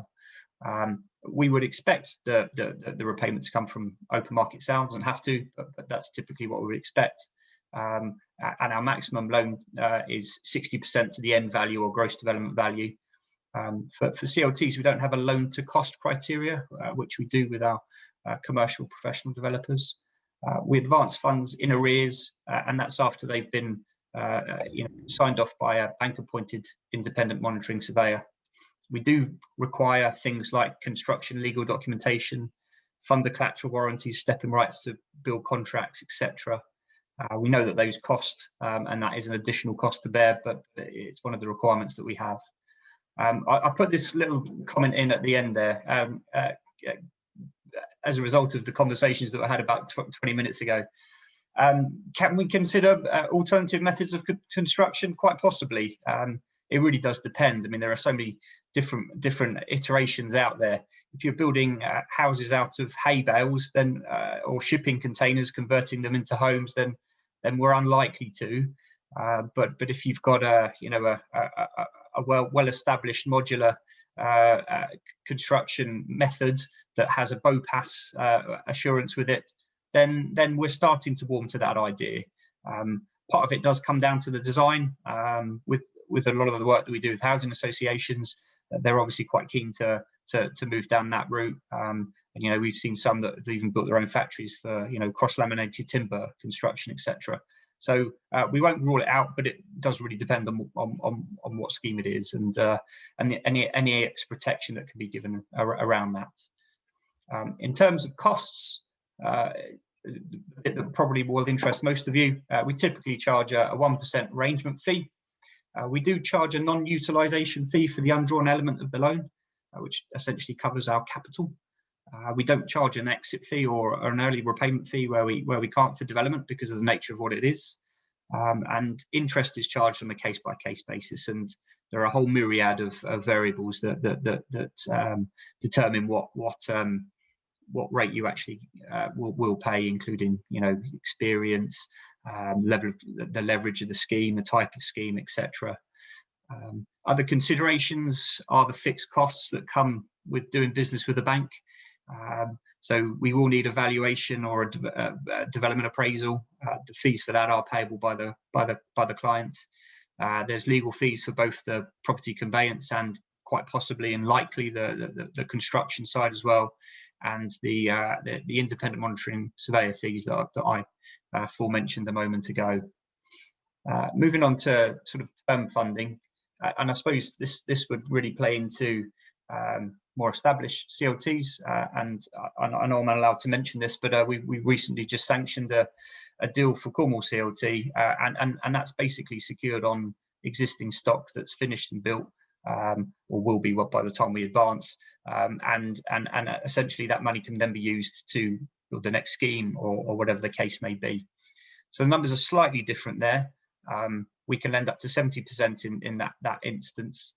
And as I said, it's usually secured against finished existing property, and that can negate the need for paying out for lawyers' fees for construction documentation. It will require an ongoing financial covenant. These are negotiable on our point of view. Our standard is a debt service cover covenant, but that's not set in stone, and we negotiate that as part of what we do. In terms of costs, again, going on to the important parts, again, there's a 1% arrangement fee. If the loan is drawn in parts, there will be a non-utilisation fee. If in most instances, it's drawn in one go, so that isn't applicable. We do have early repayment penalties for longer term debt. It's the maximum you're going to pay is 2%, and you basically don't have to pay anything after the first 2 years, as long as you give us 30 days notice. And again, interest is charged on a case-by-case basis, depending on a whole number of variables in the same way as the development finance. We can offer a fixed term rates over 3 and 5 years. That's not something that we offer for development finance because of the nature of how it draws. But for term debt that's going out in one go, then we can offer fixed rates. And professional fees to consider are the similar, but probably less than what you would expect for the development side. So valuation fees and legal fees. So a quick thing on what we consider, well, I suppose the top 5 tips for what we would consider a good borrower. Governance for us is key. For those where we're looking to provide some long-term debt and for more established entities, a good track record through your financial accounts. But for those newer entities, then we're going to be looking at the individuals behind it, the directors, trustees, senior management team, etc., making sure that they've got the relevant experience, kind of tying in with what Catherine Resonance was saying earlier. We want to be able to see, obviously, affordability. So good income streams, demand for what you're building. We like you to consider a plan B. It's difficult with housing, I know, but some scenario planning is a helpful thing, and an understandable proposition. Does it make sense? Does it all stack up? The fundamentals of lending in reality haven't changed a huge amount. I suppose the environment has as a result of COVID. So our tips are, check the basics, keep the story simple. Be clear about elements of cost certainty and in particular uncertainty. So, groundworks for the classic example. You might have an idea of what they might cost, but not done your soil samples yet, which could have a huge difference. So just flag that out early and make us aware of what's more certain and what's less certain. We're all about identifying the risks, so it always makes sense to think about that before you put your proposal to a bank. If you've identified a lot, great, it makes our life a lot easier, but obviously we'll help you if there are those that we think that you've missed. And also be clear on the funding mix. Obviously we work closely with Venturesome and Anne Helen, but equally, if it's grant funding, when does that land? What stage does it land? What are the implications for that grant funding and your senior debt? And at the moment, I'd say allow a bit of time. Things are taking that little bit longer, despite everyone's best endeavours as a result of COVID. Things like valuations can be more difficult in some instances, purely because of demand and access, etc. So they're our top tips. I've managed to whittle through this quite quickly to make up a bit of time, but my contact details are here, which I'm sure will get sent around later. And if things like collateral warranties are a little bit scary, or stepping rights to JCTs, we do actually have a nice little guide, which I'm more than happy to share with anyone if they would like to see it.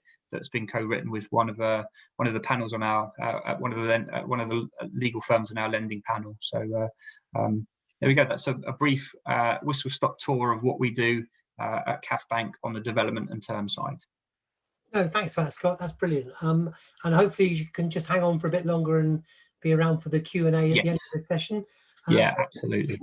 Thank you for that. So we've got 3 other ethical lenders to go through. We're going to go next to Charity Bank, and I'm hoping Carolyn Sims is on the phone. There you are. Carolyn, you're on. I'm here. Yeah, I'm just going to try and share my screen. Thank you. Oh gosh, it doesn't look like I'm getting. Oh, hang on. Yeah, it started. Let me just try and get it for full screen. There we go. Okay, perfect. Thank you. Okay. Yeah, thank you everybody, and good morning or good afternoon. So I'm the Director of Lending at Charity Bank, but I'm also a trustee of what you could argue is probably a mid-sized community housing organisation. And interestingly, we are about to embark on a large development, our first development in many, many years. So it's quite interesting for me to see it from the other side as well as a trustee. So just a bit about who Charity Bank is. Charity Bank was set up in the late 1990s, became a fully authorised and regulated bank in early 2002 to support, at the time, organisations who couldn't borrow elsewhere or couldn't borrow on fair and affordable terms. So, for example, trustees were being asked to provide personal guarantees. Very successful. We saw the bank grow significantly during the recession during 2007-8, where lots of charities actually came to the bank because they wanted to borrow from a bank that they thought understood them and was really part of the sector. And so the bank saw significant growth thereafter. And we now lend to organisations of all sizes. So at the very large end, some of our borrowers are people like Action on Hearing Loss, which is the Royal National Institute for the Deaf, and Sue Ryder, through to very small community organisations that perhaps want to borrow £50,000 to develop a local preschool, or in one case they provided public toilets. We are owned by the sector effectively, so all of our shareholders are charitable trusts and foundations. And the first thing that interests us as a consequence is social impact, and I'll come on and talk a bit more about that now in a minute. We take time to meet our borrowers and to build relationships with them. We don't provide day-to-day banking, so the only exposure we have with our borrowers is by lending them money. So it's very important to us that we build a good working relationship with our borrowers. We believe that we understand the challenges that you face and the pressures you are under. A lot of Charity Bank staff are trustees of organisations. And as I said, we don't do day-to-day banking. All we do effectively is provide a home for people's savings. So if you've got money you want to place on deposit, you can place it with Charity Bank, be it as an individual or as a charitable organisation or an SME or corporate. And then we lend that money out. But that is all that we do. These statistics are slightly out of date and I need to update them, but the survey we did in 2016, 99% of respondents to our borrowers survey said that they would recommend us to other organisations. And in fact, about 60 or 65% of all our new lending inquiries come as a result of recommendations. So what do we offer to the sector? Well, we can provide loan facilities of up to 4 million. That is our single borrower limit, so we cannot provide more than that. But if borrowers want to borrow more than 4 million, then we work in partnership with other social lenders to provide larger loans. And CAF Bank have already touched on this. We've worked with CAF Bank on several loans. We also work quite closely with Unity Trust Bank too. We're not proud. If a borrower needs to borrow more money, then we'll try and structure a deal accordingly. And if you need to borrow more money, this is something that we would structure. It's not something that you would need to worry about. We also work with other social lenders who can provide junior debt as well. When we say junior debt, this is debt that sits behind us or below us in terms of security. It will cost you more money, but sometimes we need to bring in an element of junior debt because perhaps the loan to value that you require is higher than we can meet, and I'll come on and talk a bit more about that. And we've worked quite extensively with CAF Venturesome in the past. We also work with Big Issue Invest, and I'll come on and illustrate a couple of projects where CAF Venturesome have been the junior debt provider behind us. Basically, we can lend for up to 25 years with either a 5 or 10-year break. In some circumstances, we can lend beyond 25 years. And the idea is that we're able to provide bespoke debt structures to meet the needs of our clients. So what we want to do is we spend time with our clients, understanding exactly what it is they need, and then we try and structure some sort of lending facility around their needs. So, for example, in some cases, we've provided 2 or 3 year interest-only finance during a development period, and then at the end of the development period, the loan will then drop into a 25-year long-term repayment loan. We are hoping that in the not-too-distant future, we will be able to push that maturity date out beyond the 25 or 28 years, but that's a case of watch this space. We provide development finance against a percentage of land value and construction costs. So we will lend up to 60% of the land value. That's not what you've paid for it. And in a lot of your cases, I know that the land is coming across either free or for £1 or for a minimal sum, but we will lend 60% of the actual value of the land. And then we will fund up to 70% of the development costs. And the overall cap being that any time we won't lend beyond 70% of what the end value of your development is likely to be. So at the outset of a development project, we would ask the valuer to provide an indicative end value of the properties once built, and we cannot go beyond that 70%. But you can, as I say, upfront release some value against the value of the land. And when we provide development finance, what we ordinarily do is provide an automatic drop into a long-term loan at the end of the development finance period. So we would provide you with a period of interest only, say for 1, 2 or 3 years, depending on how long we think the construction period is going to last, and to allow you time to actually move residents into your properties or to sell part of the property if it's for shared equity or shared ownership. And then automatically, without any further documentation or costs, the loan would then drop into a long-term repayment loan. So it comes as one package. You can, of course, just take development finance, but we tend to find our borrowers would like to have both sitting alongside one another. So what do we look for when we're looking at a project? Well, first and foremost, we look at social impact. So we want to understand the people that you're going to house in your properties. What part of your local community do they form? Why are you going to house them? Is it, or in virtually every case, it's because of lack of affordable homes, but we just need to understand the types of people that you are going to house in your homes. We also want to ensure that there is demand for the properties that you want to build. So has a local housing needs survey been undertaken? And I'll come on and talk about a project that we funded and why this is so important. Not surprisingly, as we are a fully authorised and regulated bank, we want to see evidence of affordability. So can you afford to meet those long-term loan repayments? And we would expect you to have done some sort of stress testing on your business model or your financial model. We will also stress test it. So what happens, for example, if interest rates rise? Can you still afford to meet the loan repayments if interest rates rise?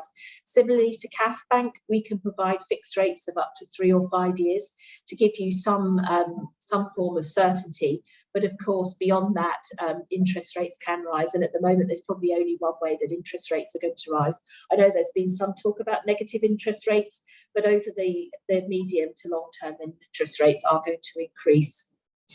Both CAF Bank and I think Catherine have touched on this, the need for good governance.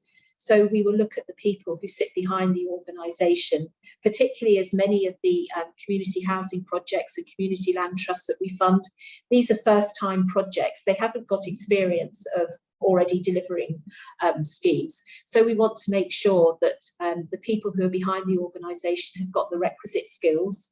And if they haven't got all of the skills necessary, then that they've employed a good, strong professional team. And we will look at the professional team that they want to use too. This has also been touched on security. We too are a secured lender. So we want to understand what security is on offer for the project. We will obviously pay close attention to the Section 106 agreement and whether there's a mortgagee in possession exclusion clause that would help us should heaven forbid things go wrong. But we would spend time working with you looking at these sorts of aspects. And again, this has been touched on already. We look at the risks and mitigants associated with the project. So what could go wrong? And if things do go wrong, what courses of action can you take to try and avoid the risks?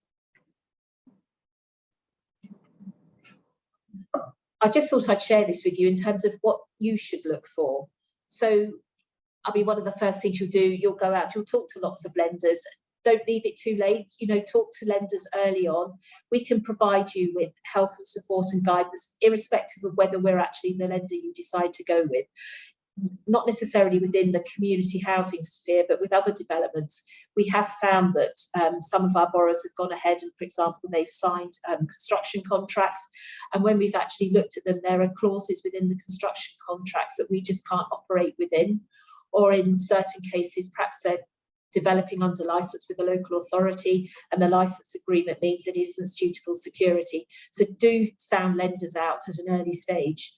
You should look at the interest, not just the rate, but the type and the term. Is the margin being quoted to you above Bank of England base rate, or is it over something called LIBOR? These two can vary enormously. Bank of England base rate tends to be quite stable. LIBOR tends to move more quickly. Just make sure you understand exactly what it is you're being quoted. Fees, make sure you understand the fees, and CAF Bank have already touched on this, the additional costs, things such as the lender's legal costs, the costs of putting a valuation in place as well. Security, make sure you're quite clear as to what it is you're being asked to provide. Commitment, this is very important. When do you become obligated to the bank? Is it the point at which you sign the loan agreement? Most lenders will charge commitment fees. And again, Scott from CAF has already touched on this. Normally, the point at which you become, you sign a loan agreement is the point at which the commitment starts. And at that point, you may become obligated to pay commitment fees. So you just need to understand. Default, what happens when things go wrong? Hopefully nothing is going to go wrong, but you just need to be aware of what things could trigger an event of default. Covenants. There will always be covenants within your loan agreement, things such as debt servicing. Make sure you understand how they are calculated and that you think you're going to be able to comply with the covenants. If you believe them to be overly onerous, then speak to the lender. You know, there should be a two-way dialogue. Are there early repayment penalties to be charged if you want to move your lending away elsewhere? Just make sure you understand. And the requirement to change transactional banking. In some cases, some of the lenders, not the lenders that are talking here, but more the high street banks, if you want them to lend you money, then they will probably require your day-to-day banking arrangements too. Just quickly before I come on to a couple of schemes, there's been talk about alternative methods of construction, modular homes. We will fund alternative methods of construction. We currently are funding a couple of YQ projects. This is a modular construction method that's been developed by the YMCAs.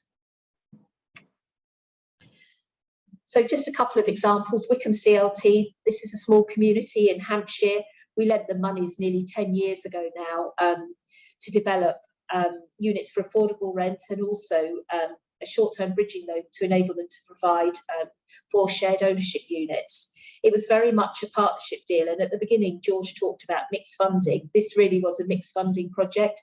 So the Homes and Communities Agency put some grant in, Parity Trust lent some money, CAF Venturesome also lent some money, and Winchester City Council gave them a grant. So it was quite a complicated deal to structure. The grant element was easier, but then we had 3 lenders, Charity Bank as what we call the senior lender, and then Parity Trust and CAF Venturesome. And then Livenet Community Land Trust. This organisation is based up in Cumbria.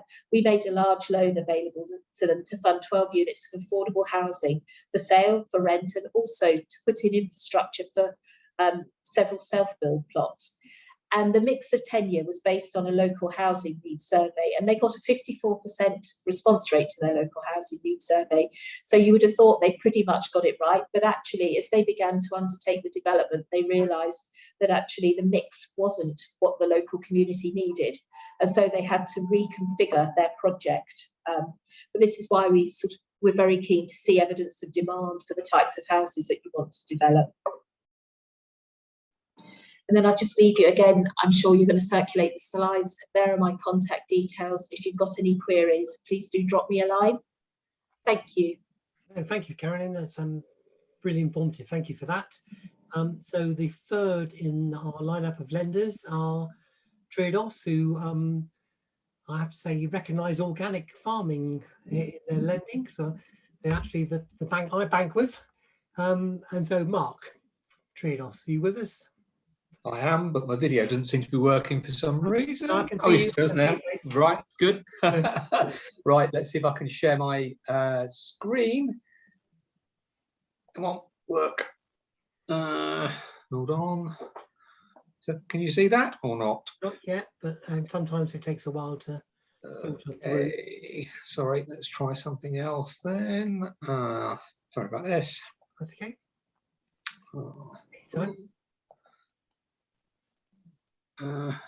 Where are we? Oh, come on.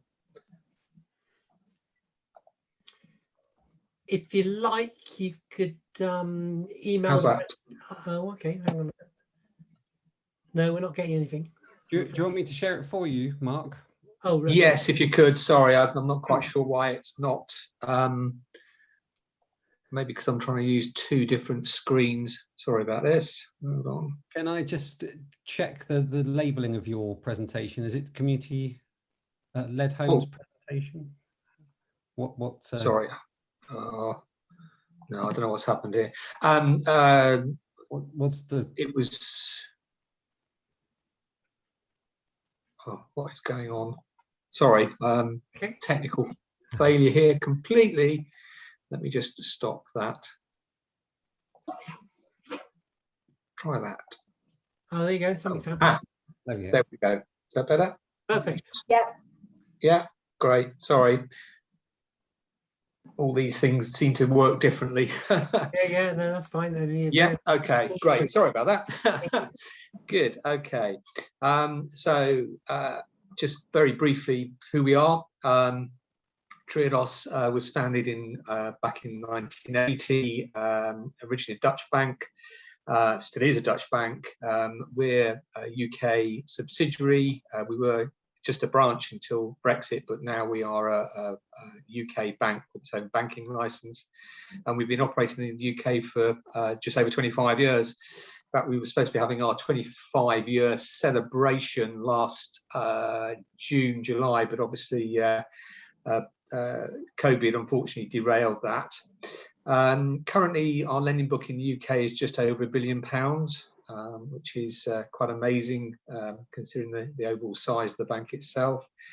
We're authorised by the Dutch Central Bank and also the PRA, so the Bank of England, effectively to operate in the UK. And as you can see, our mission really is to make money work for positive social, environmental and cultural change. Oh, hello. Yes, right, okay. Okay, so why Triodos Bank? So we offer quite a unique package in the market, or in this particular sector. We've got considerable experience. I think I did my first community land trust loan back in 2009, very shortly after I joined Triodos. It was one down in North Devon, which was very much a trailblazer. It was High Bickington, and they are still with us now. We have a section of the bank, corporate finance, which can act as advisory and modelling. So the financial modelling side of things, and they can also help structure debt. They can introduce you to grant providers.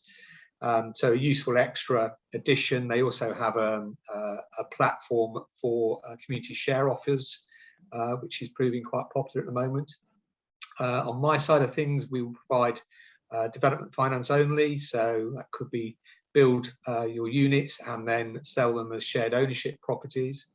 Or we can provide long-term finance only. So that might be where you're buying direct from a developer who have had to build affordable houses for their Section 106 commitments. Or we do a combination, so we'll help you build and then fund on a long-term basis. On the long-time side of things, I think as one of the other lenders mentioned, sometimes the viability can be quite stretched in the early days, and we have a loan function which up to half it can be put on interest only for the first 10 years to reduce down the total repayments each year, which can help when you're trying to struggle with the rental income levels that are coming in. We think we've got pretty competitive rates, but I'm sure the other lenders here will probably disagree, but that's the nature of the beast. But we do work in conjunction with other lenders and also grant providers. We've done a lot of stuff in the past with Anne Helene, and we also have other junior lenders that we work with on projects, which again I think have been mentioned. So for this specific sector, I was quite surprised actually. I hadn't run the figures for a while, but we actually fund just under 60 projects, And the total lending at the moment is, as you can see, just over 17.5 million. But I think the difference between number 2 and number 3 there, I've got 6 projects now just going through the legal process in this particular sector and getting ready to pay out. And they total just under 16 million. And I think that kind of demonstrates the ambition and the delivery that's happening in the sector at the moment. It's growing all the time, and certainly a lot of the projects I'm looking at now, you know, are for sort of 30, 35, 36 units to be developed and kept for long-term rental or sale as shared ownership. So it really is going forwards at great pace. And I've got another 10 projects which moving towards going through the underwriting process. And again, that's about 15 million. So our sort of lending in the sector is really growing at a pace. So just a bit more detail on the development side of things. There's no need for you to have long-term funding from us after the development, although obviously we like it, but we will just do the development funding. Maximum 10 million per entity. As you can see, I've put some land value and build costs in there. Build costs aren't just the construction costs, they include sort of architects' fees, legal fees, site surveys, all that kind of stuff, as well as the physical building side of things. Payment at the end of the development can be from sales or shared ownership or flipped into a long-term loan. We do have a suite of preferred documentation. I think quite a few of the other lenders have mentioned the cost and collateral warranties and JCT contracts, all that kind of gubbins. So we have a preferred suite which kind of helps protect you and the bank, and we kind of like you to use them if at all possible. And again, I think it was Carolyn, I think one of the worst things from a lender's perspective is for you to come across a transaction and you guys say, oh yeah, we just signed up to a building contract, and you look at it and some of the clauses in it are absolutely horrendous. So I would urge you to talk to the lenders first before entering into anything. Just touching quickly on alternative forms of construction, we're more than happy to look at them. I've sanctioned some funding down in Devon for straw bale. Didn't actually go ahead for various reasons, but we'll certainly look at modular housing, and I think Lilac housing up in Leeds is a prime example of that. That was straw bale sandwiched sort of modular construction. So we will definitely consider it. Okay, long-term debt funding, again, maximum 10 million. We'll lend up to 70% of open market or 80% of MVT, so that's market value subject to tenancies. So when you're doing your affordable rental properties, that's the value that we're looking at there. Mentioned our split loan on the long-term side of things, which certainly is very popular, and it does help a lot of the projects on their viability side of things. You can fix interest rates up to 10 years, and then we revisit at the 10-year point. Sorry, this is quite a busy sort of slide, but this is the kind of basic information that we, and I guess the other lenders, would probably want as well. And it's quite a good sort of checklist, really, and it covers pretty much every eventuality and most of the questions that we're going to ask. I'm not going to go through all of them, that's completely over the top, but I'm sure all the slides are going to be shared later, but hopefully a reasonable reference point for any of the lenders that you're going to contact. Process, again, it looks a bit heavy, does that? It can take time, and certainly in my experience, I've spoken to local groups and then not heard from them for 18 months, 2 years, and then they come back and they say, you know, you spoke to us 2 years ago. It's like, kind of, but more than happy to have discussions at very early stages. In fact, I'd rather do that, and the sooner the better, to be honest. As you can see, list of things there, basic information, valuation, again, that's been mentioned, sanctioning, and basically goes through The only difference for us is we do have a very standard loan agreement for the smaller transactions, and smaller, I suppose I'm talking below about £1 million. Above £1 million, we tend to use more bespoke documentation, and that can take slightly longer to get sorted out. But hopefully, once you've complied with all the requirements, we can get to some sort of drawdown. That can be staged drawdowns for development, or it can be just a one-off as you buy completed units or switch over from a development to a long-term loan. Again, I won't go through all of the points there. So corporate finance, I mentioned briefly, and again, that sets out what they can do, and certainly the financial modelling side of things, I think, can be very daunting for people, but it is important to all the lenders.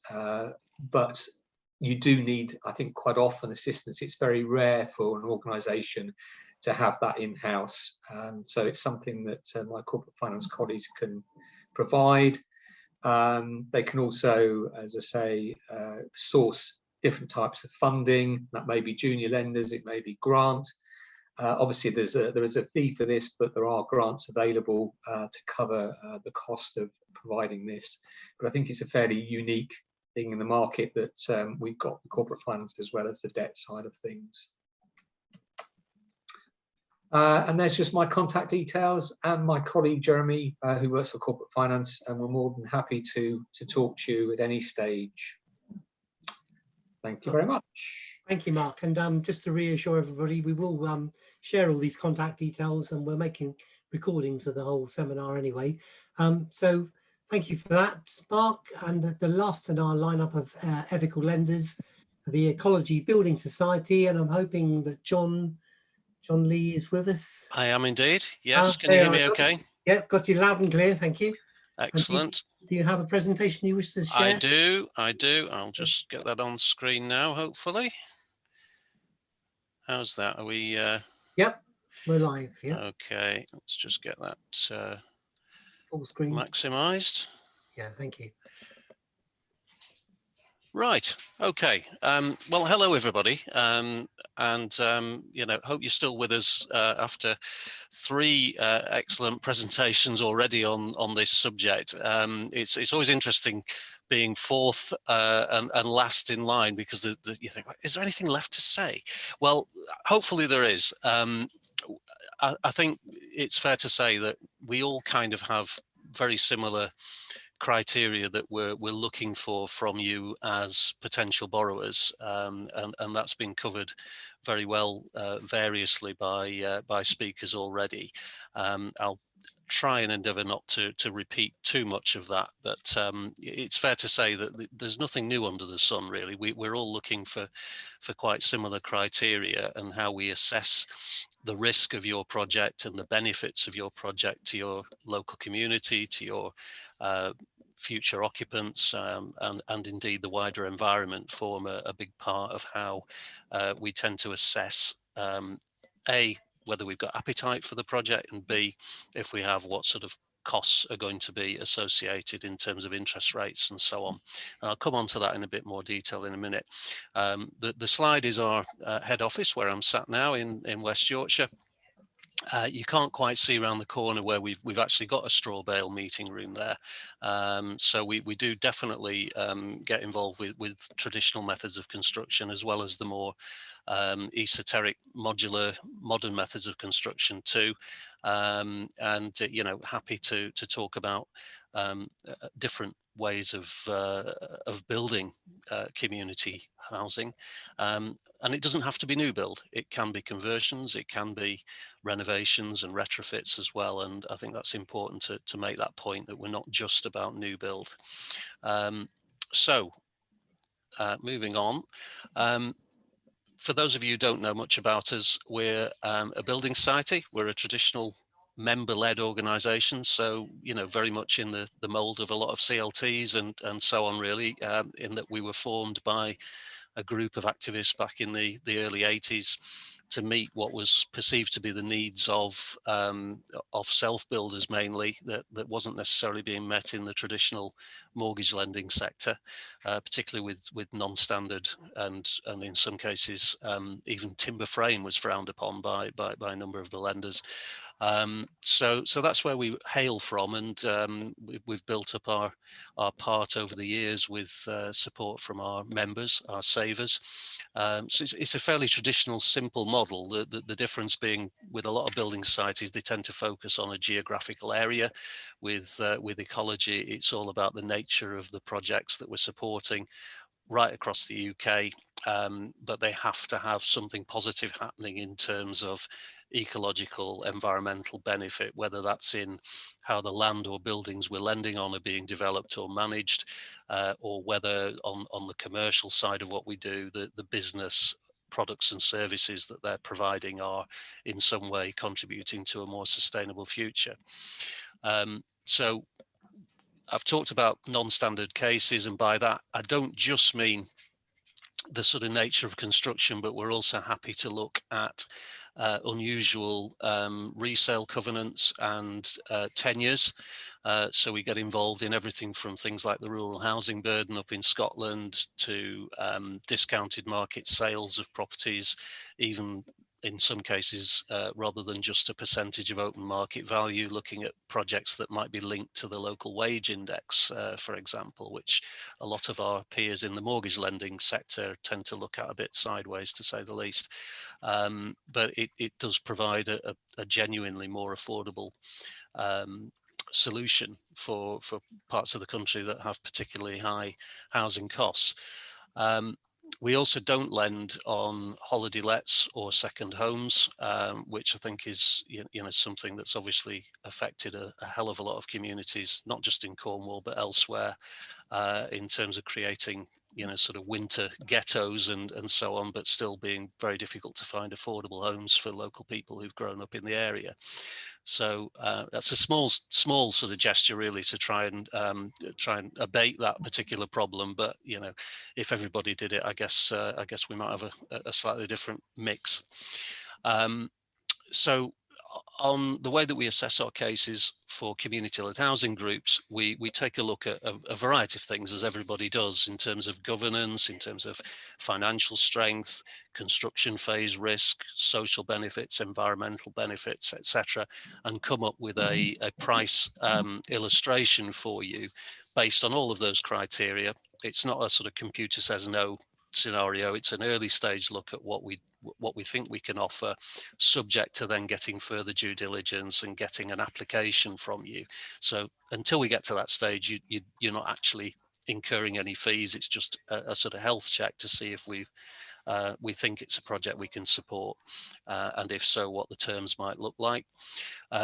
We also provide pricing incentives for your buyers if you're selling properties, whether it's shared ownership or discounted market sale, via the energy rating of the completed property. So depending on whether it's an EPC B or A or passive house, there's different discounts available off the mortgage rate once the properties are complete. And of course, buyers would get those straight away if you're developing them out to sell. We also have separate discounts based on the improved rating of properties where they're being renovated or retrofitted. So there's a sort of incentive built in there to do as much as possible to save carbon and obviously have lower energy bills as well as lower mortgage bills as well. So we think that's quite innovative. It seems to have certainly been very popular over the last few years. Briefly about our general terms, lending directly to community groups. I guess we're quite similar to some of what you've heard already, that we do development finance, we can do long-term finance, we don't have to do everything. Where we're perhaps a little bit different is that we also do mortgages for your buyers, because we have regulated residential mortgage products, and that's really our bread and butter. We do a lot of self-build and renovation mortgages for owner occupiers as well. but in this space, community-led housing, we can do up to 3 million, which is a bit smaller than one or two of our competitors you've heard from already.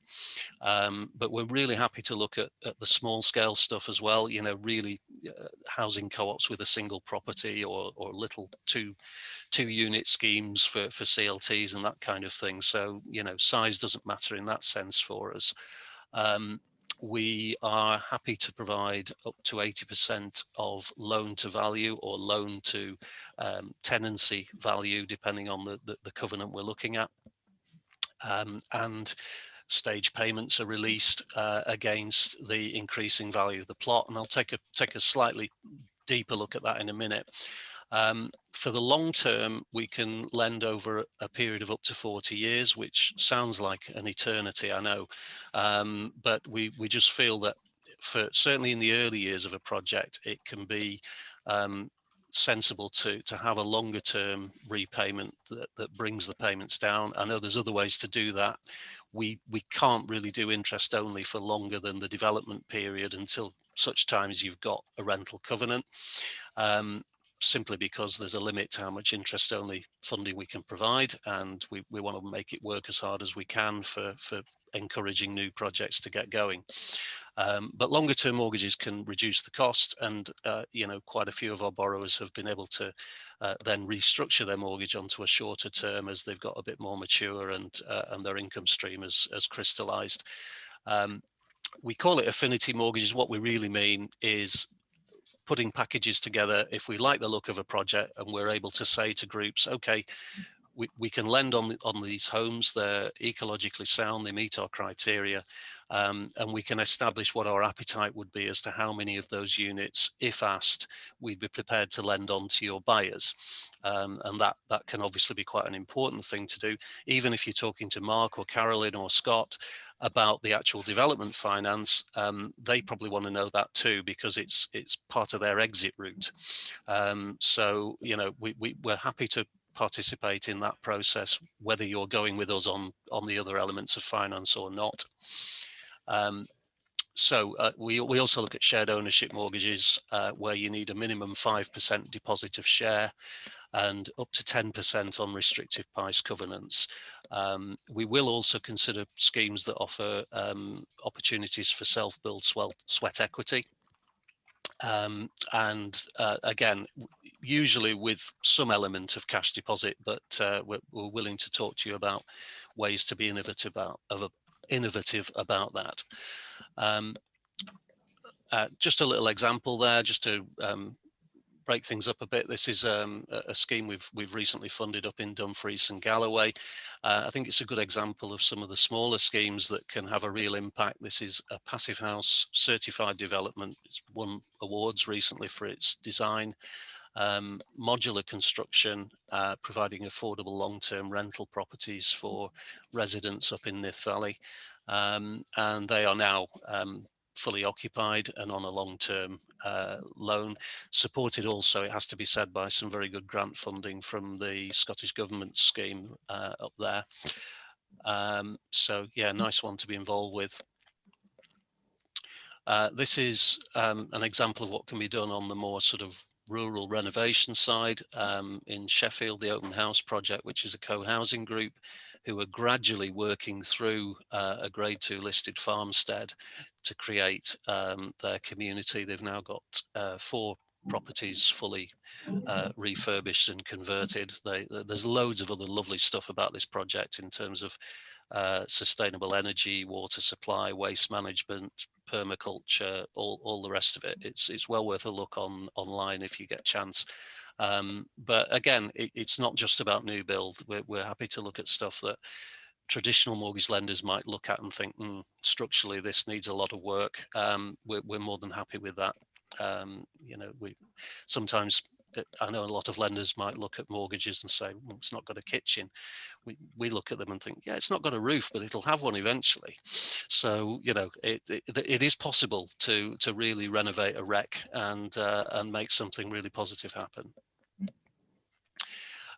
So very briefly, I mentioned about stage payments. traditionally, like most of our speakers, our preference is that we release funds in arrears against the improving value of the site. And it doesn't have to be fixed to specific stages of construction. It can be quite flexible in reality, within reason, as to how many of those payments there might be and when.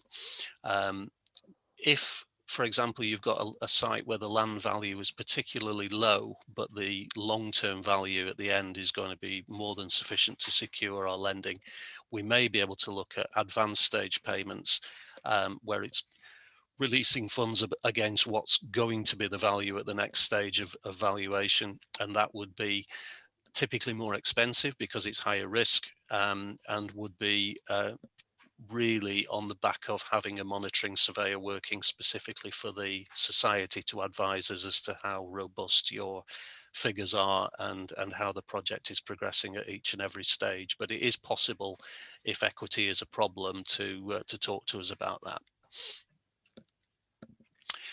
Another extremely nice houses with a view. We don't just lend in Scotland, but they happen to have the nicest pictures at the moment. No offence to Cornwall, I'm sure we'll get some because we've got some lovely projects coming through in the region at the minute. But this is another modular one, off-site construction, and then timber clad and finished off on site up on Mull. And I think it's just nice to reflect and say that, you know, as well as tackling housing, projects like this, which are pretty small in terms of number, there's 4 properties altogether, it's also supporting the ongoing ability of the local school to keep going by getting families into, you know, housed in the area, and no doubt other businesses as well. So you know, we're happy to look at remote, we're happy to look at small scale. I don't want to labour this too much because I think everybody's made these points very well, but clearly, you know, we need to be secured. We need a first legal charge on security. We will ask for collateral warranties, and like everybody else, we've developed some collateral ourselves in that regard to provide as templates. We do focus in on ecological specifications, as you would expect with Ecology Building Society, and our minimum criteria for new build is that you achieve an EPC B for Bravo rating. For renovations and conversions, it's much more of a nuanced assessment of what you're doing. Governance is key, as everybody has touched on, and establishing that you've got demand for what you're doing is usually a given, to be honest, but it's still something that we want to see, and importantly that what you're creating is going to be affordable for the people who you intend to create the housing for. Stress testing was mentioned earlier, and I think Caroline was saying about interest rates and occupancy levels, and that's absolutely right. We'd normally suggest that you stress test in the first 10 years of a long-term loan for a sort of gradual increment of up to +3% in interest costs, and see what that does to the model. Obviously, your rents will change as well in that time. It's just sensible to make sure that you're not on the edge of heading into the red with the slightest increase in the cost of funds, because we're going to look at that as well and probably conclude that it's not a good idea. Flexibility I've mentioned, and it genuinely is stage drawdowns. We have interest only options during the build phase and for a little bit of ramping up into the long-term mortgage, but not long-term interest only. We're not in a position to offer fixed rates. It's a variable rate of between 3.75 and 5.75% at the moment for development finance and long-term. We don't charge non-utilisation fees here, and our application fees are 0.75% of the sum you apply for. 0.25% on application, the rest on acceptance of an offer from us. I think that's about it. I hope that's been slightly different to what's been said already, and that you're all still with us. Thank you. Oh, thanks for that, John. That's brilliant. And I'm definitely going to Google some of those case studies and share them with my council colleagues. They look really innovative. So thank you for all that. You're welcome. So I was going to, hopefully what we've managed to show this morning is that whether you're looking for seed funding or pre-development loans or gap funding or development funding or long-term funding, there's quite a busy marketplace now. There's actually competition in it. I'm just going to, in the absence of any other questions, going to put Alan on the spot. He looks a bit scared there. Alan, you've had such a long history in delivering affordable housing. Very frightening. Just wondered, in your, give us how you see this, how you've seen this market change when it comes to sort of the funding. Well, I've seen an enormous change over the past few years in the availability of finance, people willing to lend. I mean, we're old customers of the likes of Charity Bank and the others, obviously, because really the lenders that we're featuring today are the ones that have stood by us over the years, stood by us in the sector, and early schemes like Linevet and that were featured earlier, and and we're very grateful to them. But I think things are getting easier as time goes on, and schemes and the type of scheme we're doing have got a track record, basically, and the organisations like ours have got a track record. And I think there's a lot more flexibility and availability. I mean, there were some very important key messages in all of those presentations for any boards of CLTs or housing co-ops or co-housing projects. Those key sort of steps to abide to. And really, I mean, from our point of view, we've always used JCT contracts, the Joint Contract Tribunal. There was a lot of mention during those presentations about issues of clauses on contracts being peculiar. We've always maintained that standard clauses have to be used, so that there are no nasty surprises for any lenders on any of our contracts. And we tend to use design and build contracts as well, which basically transfers the risk from the client to the contractor. So that's the main sort of rationale of procurement from our point of view. Okay, no, thanks for that. And also just, oh, Jackie, you got your hand up. Jackie Carpenter, do you want to unmute yourself? Yeah, hello everybody. Hello. We've just set ourselves up in a new co-housing community in Cornwall, so very pleased to be here. And Felicity's also here from Friendship Co-housing. And I just want to make a couple of points. And particularly my main point is there's a very significant source of funding and pre-development funding which hasn't been mentioned this morning, and it's been the main way we've set up.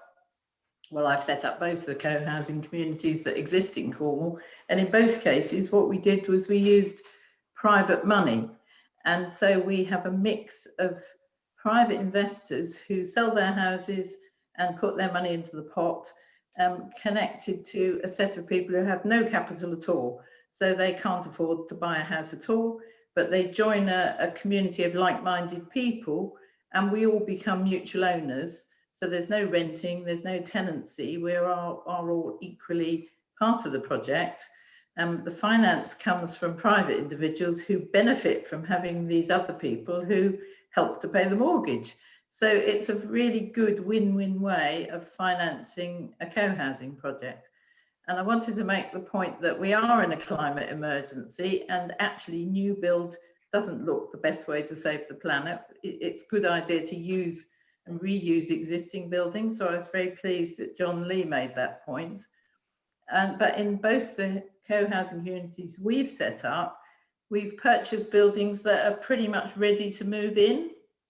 So there's another great advantage to reusing buildings.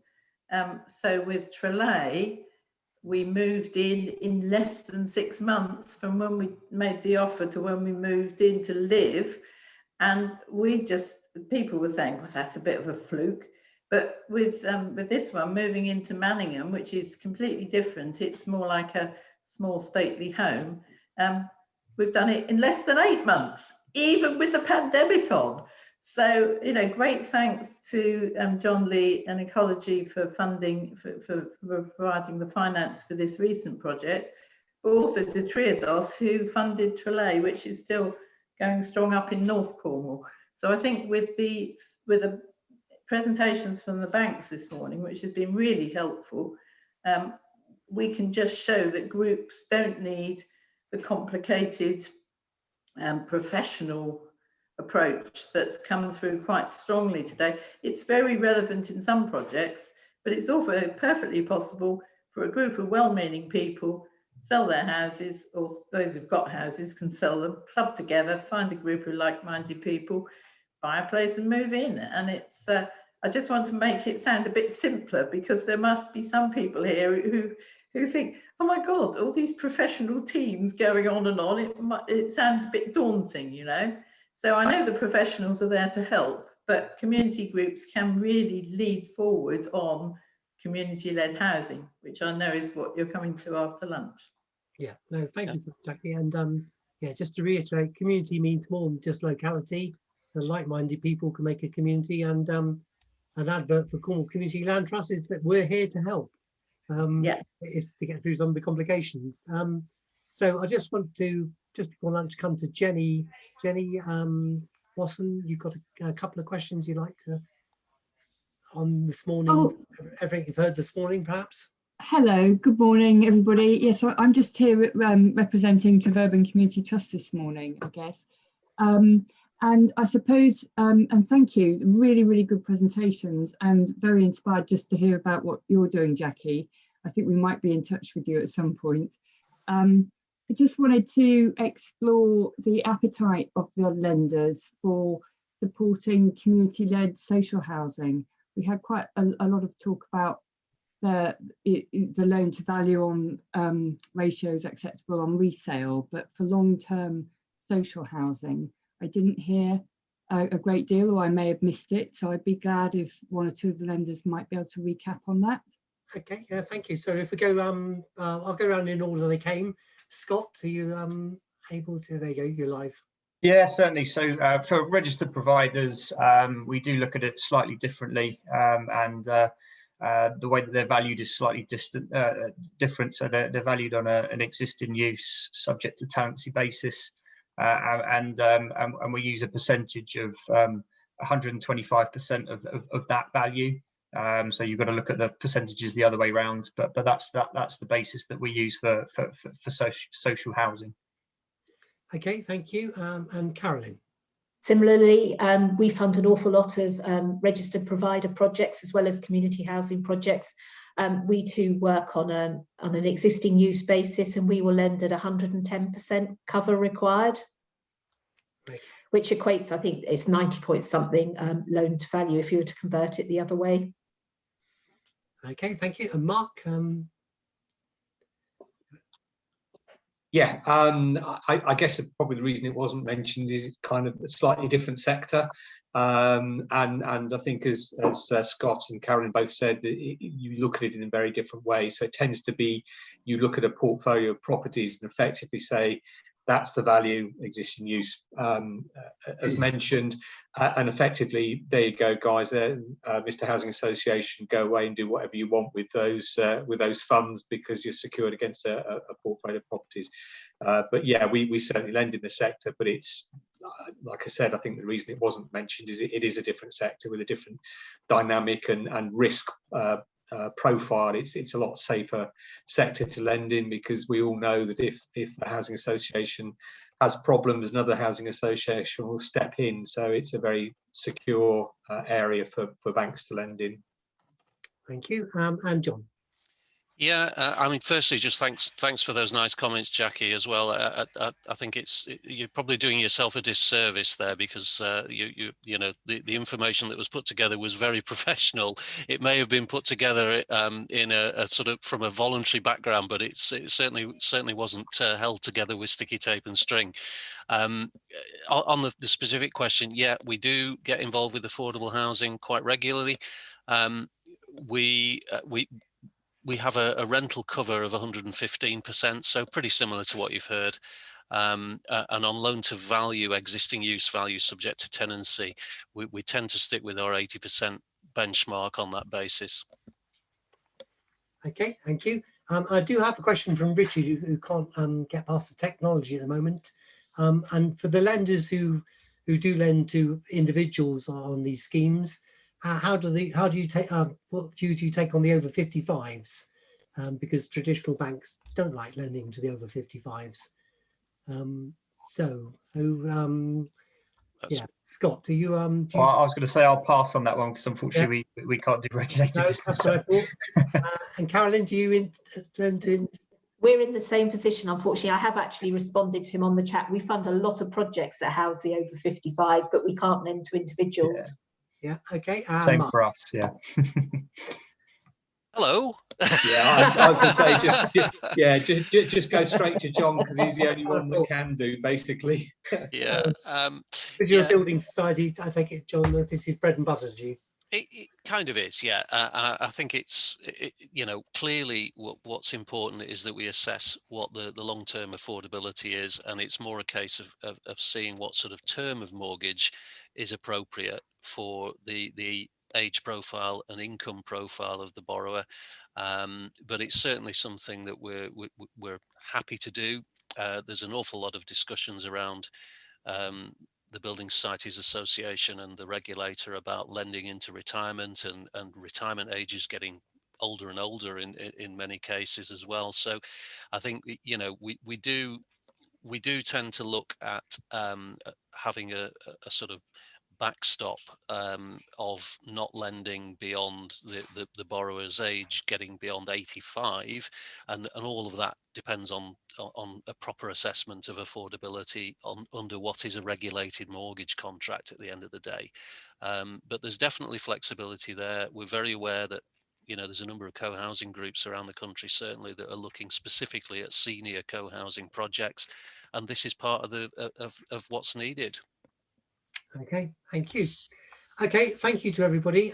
It's my intention to get us back on track. So Andrew did give us 20 minutes for lunch. That's not what I call a lunch.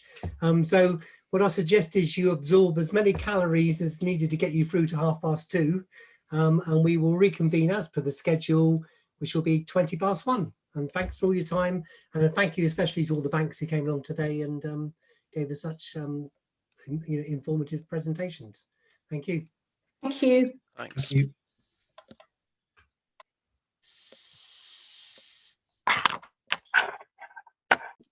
Continue chewing if you want to, that's absolutely fine. And as long as you got your microphone off. And so the first presentation we got this afternoon is from FX, and we have Rachel from FX, Head of Marketing. Rachel, are you with us?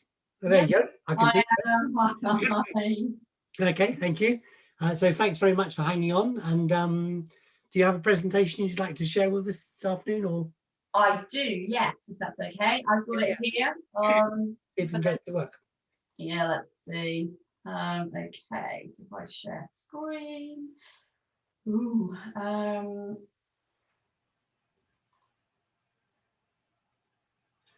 yep. Is that working? So if I go to slideshow and I go. Yeah, that's absolutely fine. Thank you. Okay, brilliant. So the floor is yours. Yes, thank you very much. Thank you, and thanks for the opportunity to chat to you today and tell you a little bit more about FX. So we've been around since 2013, and we're all about mobilising people-powered finance to support extraordinary organisations to protect people and planet. So CLTs would definitely kind of fit in the mixed organisations that we're working with.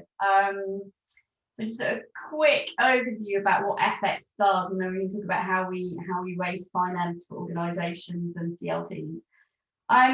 We were founded with the belief that people should be able to invest their money transparently and align with their values. So we're all about helping everyday people make ethical investments into great organisations, and we really sort of believe that money is a powerful use of tool for change, and that you can, you know, generate some great social, environmental impact whilst also targeting fair returns.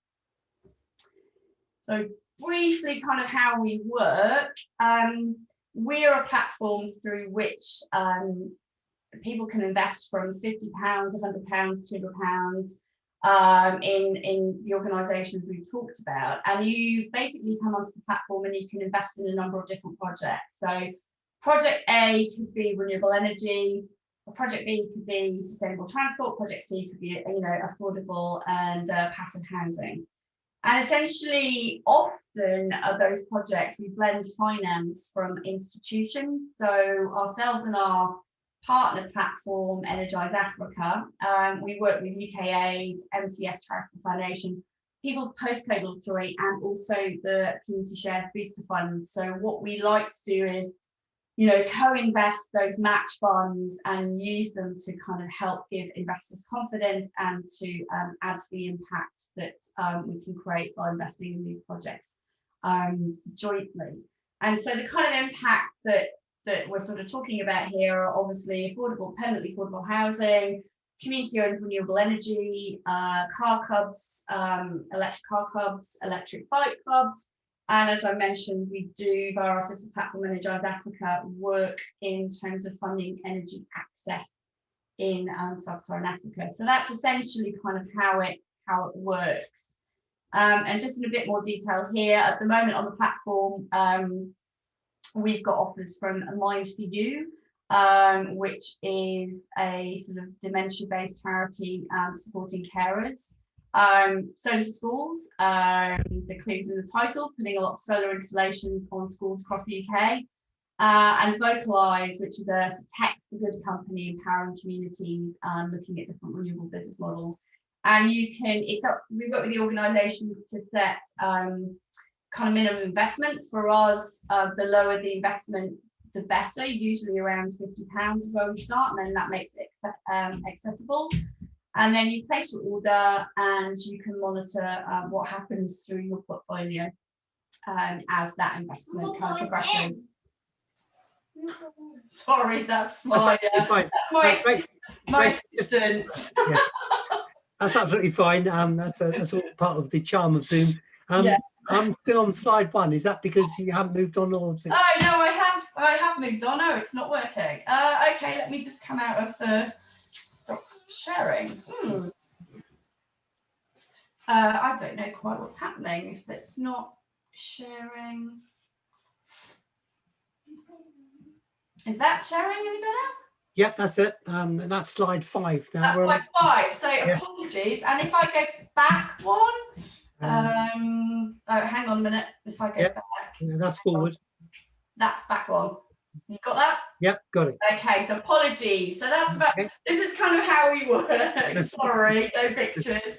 And how we blend finance. And then, as I said, this is kind of how you kind of build your portfolio and you choose what you want to invest in, and then you kind of see how those investments kind of develop over time. So just broadly speaking, our track record over the last, coming up to almost a decade, we've raised 100 million for 200 projects from our community of 20,000 investors.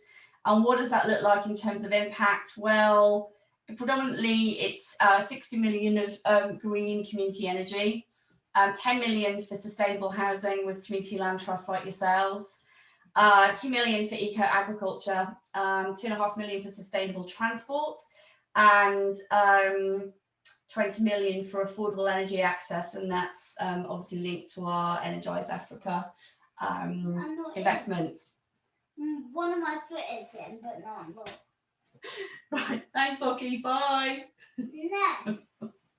Sorry about that. Okay, so in terms of making it happen and how we work with organisations to raise finance, we said, we've hit some great milestones last year, but we're all about working with organisations to bring their vision to life.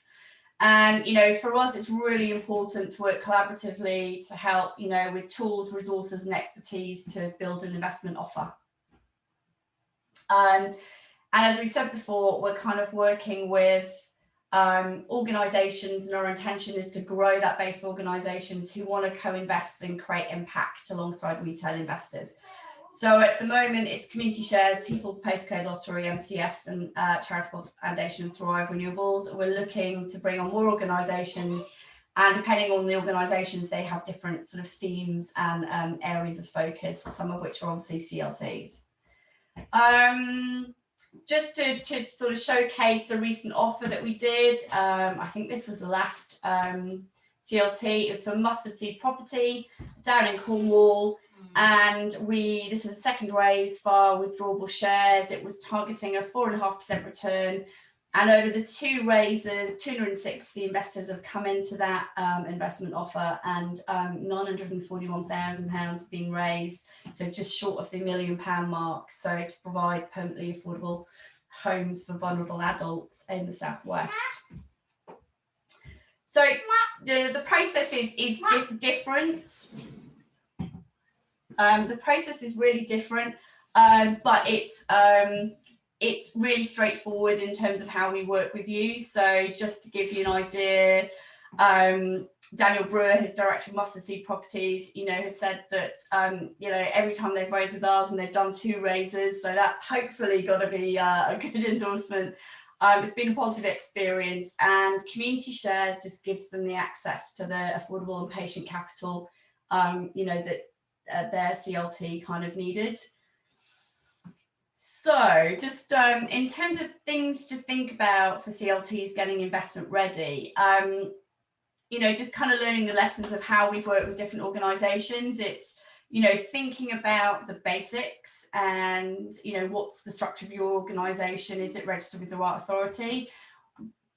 The second point, sort of people power, what's your board of directors look like? Have you got a good mix of skills and expertise? The more you can bring directors and add to your board with experience, the better.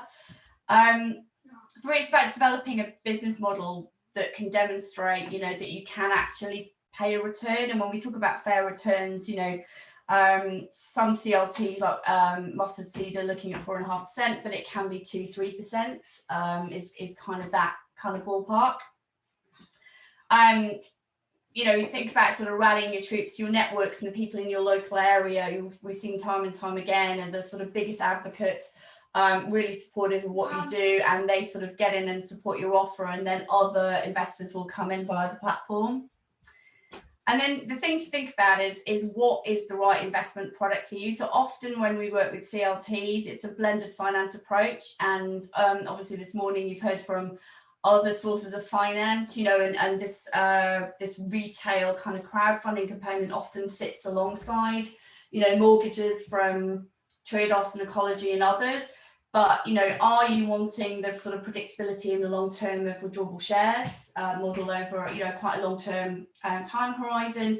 Is it something, do you want bonds that are a bit more short term in focus, but may, need refinancing? Or are you thinking about raising finance via a loan?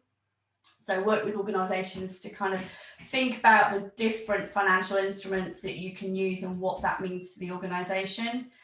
And then, for us, it's working with an organisation to create a great offer document and a business plan to really kind of engage investors in your business model, what you're trying to do. And then, as we said before, the retail finance component, crowdfunding, can often and does often sit alongside other forms of finance. So it's not that you may just want to go down the crowdfunding route and nothing else. It's often blended with a different approach with sources from multiple different organisations. But retail investment is a really great story because it's your members are owning a part of your CLT, and it's owned by the members and developed by the members. So what we're seeing more and more of is that across different sectors is that, you know, even though possibly the finance is in place, the community element is becoming much more important in terms of the story and that shared value.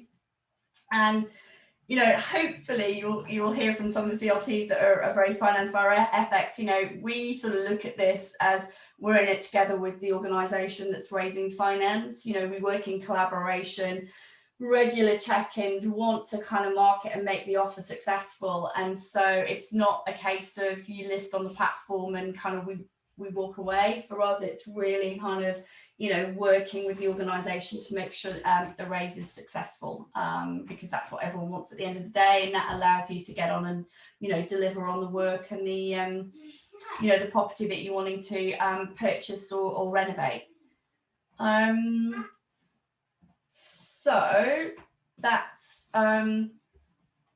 me. I don't know if timing wise that's okay or No, that's absolutely fine. Thanks very much, Rachel. And and apologies for Lockie, he's very interested. Yeah, that's all fine.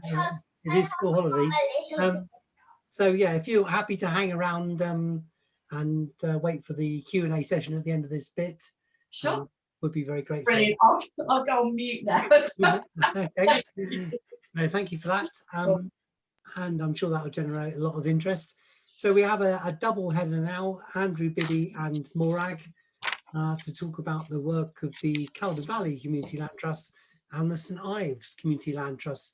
I don't know how the pair of you want to play this. Andrew, you're happy to go ahead? I'm happy to go first if you like, Morag. Okay. I'm sharing my screen too, Dominic, Okay. if that's okay. Of course, yeah, fire away.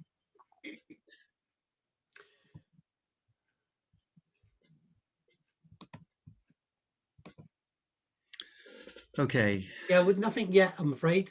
Sometimes Nothing yet. Can you see anything on the screen or not? No, I'm afraid not. Well, this is curious. This happened to me last time. It sounds as if it was quite similar to what the problem Rachel was having. I'll go out again and come back in and see if that works. Okay.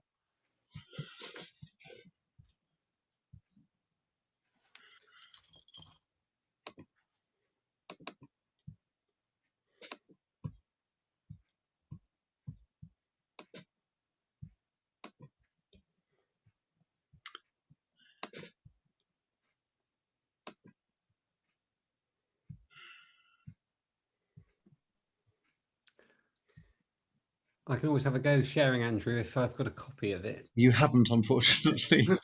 Oh dear. Let me. I'm going to. It was on my toolbar waiting to go, and now it's. Let's. It's okay. Take your time. Are you seeing anything at all coming up or not? No, I'm afraid not at the moment.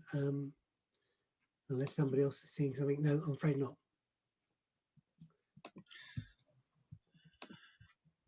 I think we'll have to do without the slides. What a pity. Yeah. Okay. Okay.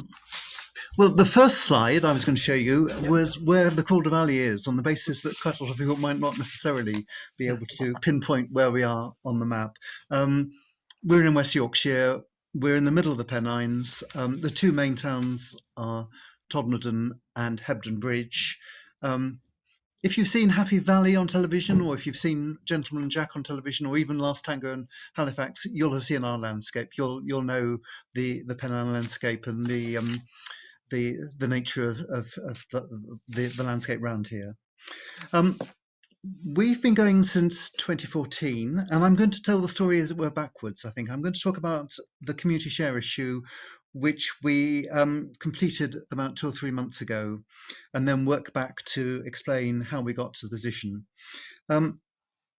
We were gifted shortly after we were set up a community centre, which was the old school hall of a Victorian building, which a local couple, in fact, had spent a lot of had spent a lot of love and care and attention bringing back into a modern usage, and they wanted to ensure that the community centre stayed in local ownership after they left the area. So they very generously donated the community centre to us. But the building was a single-storey Victorian building with two larger houses at either side directly attached, which had been where the teachers themselves had lived once upon a time. And those were not in our ownership. And they came on the market last year, and we really felt this was an opportunity we couldn't miss. We really felt that we actually had to try and acquire the whole building for the long term. The cost of getting these two buildings and the land attached was something around 400,000.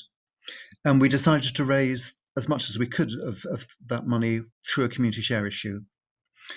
And in October last year, we went live. We had the grand public launch for the event. It would have been face-to-face, but it wasn't. It was by Zoom, of course, but we had about 70 people present.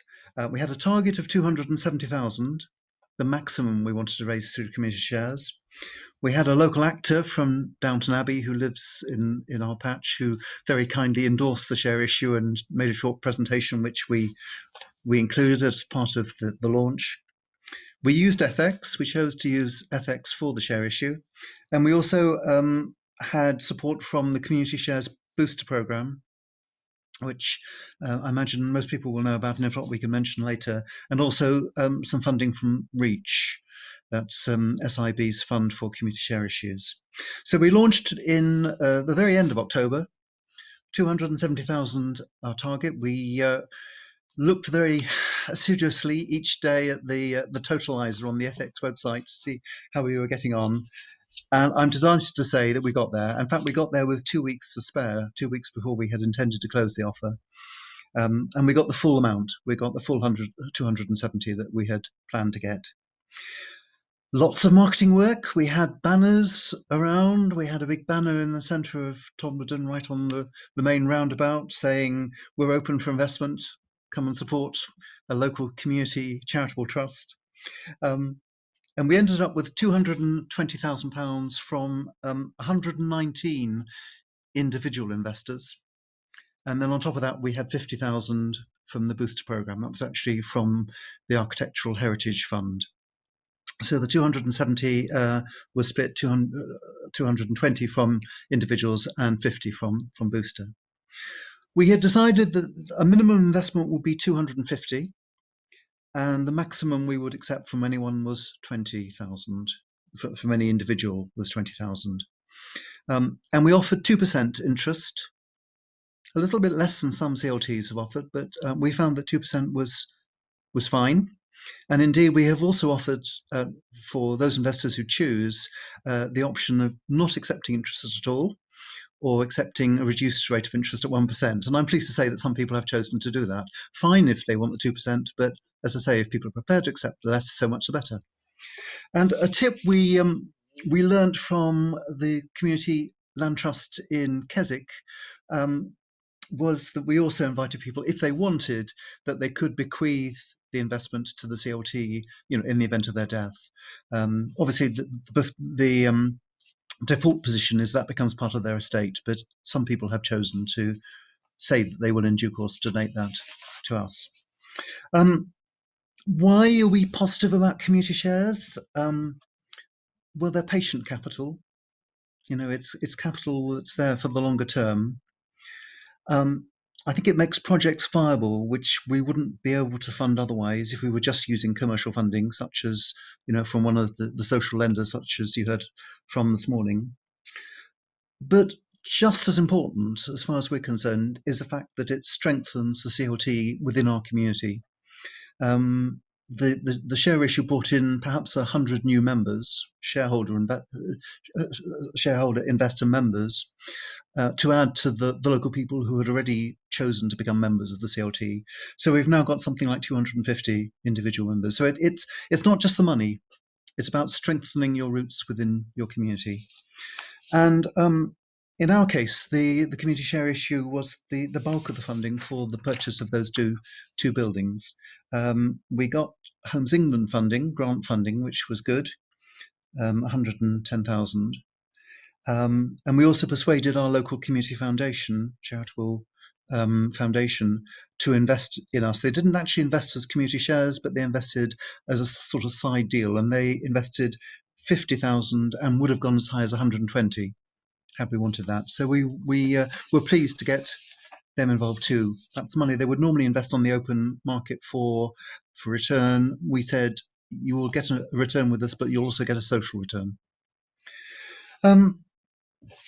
The story of our community share issue last year goes back actually to 2018, when, in the days when we could actually meet face to face, we booked a slot in our local community centre, and we invited people to come along. I think we offered them a glass of wine, but we also invited them to pledge what they thought they might be able to invest in the future when we were ready to launch.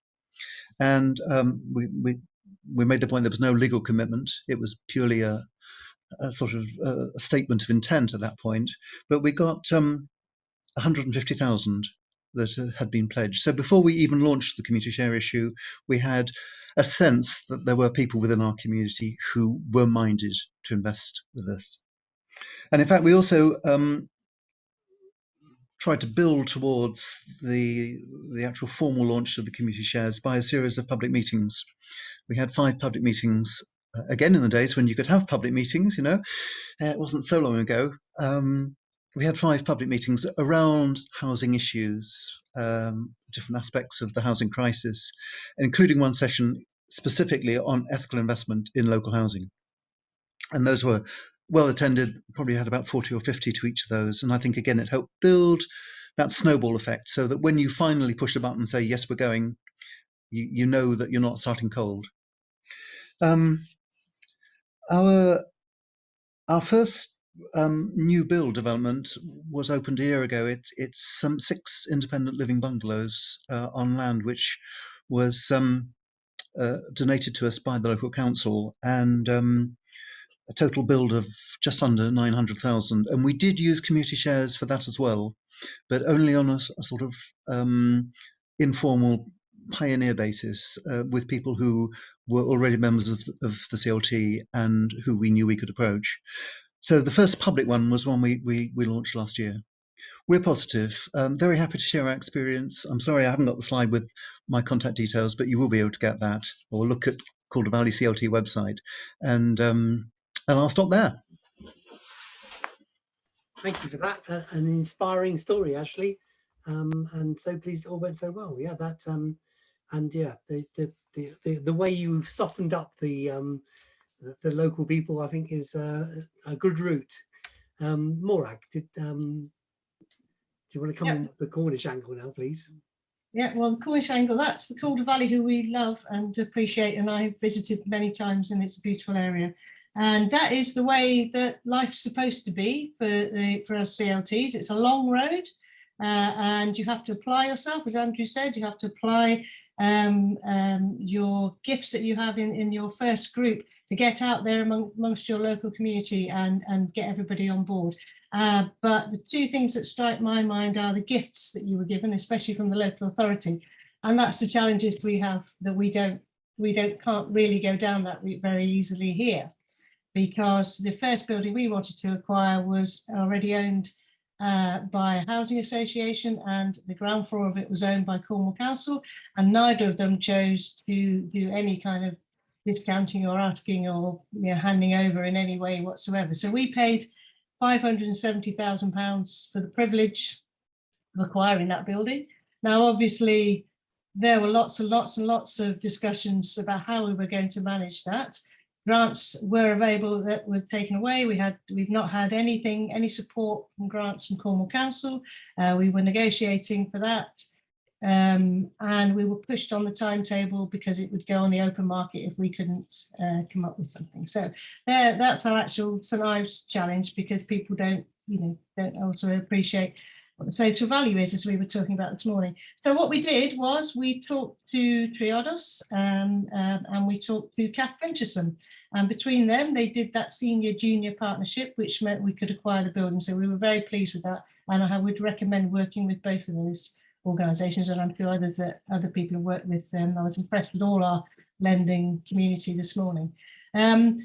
So that's how we acquired it, but obviously we needed to look at long term. So long term has gone to kind of mortgage, if you like, so it's going to be rented to Triodos product.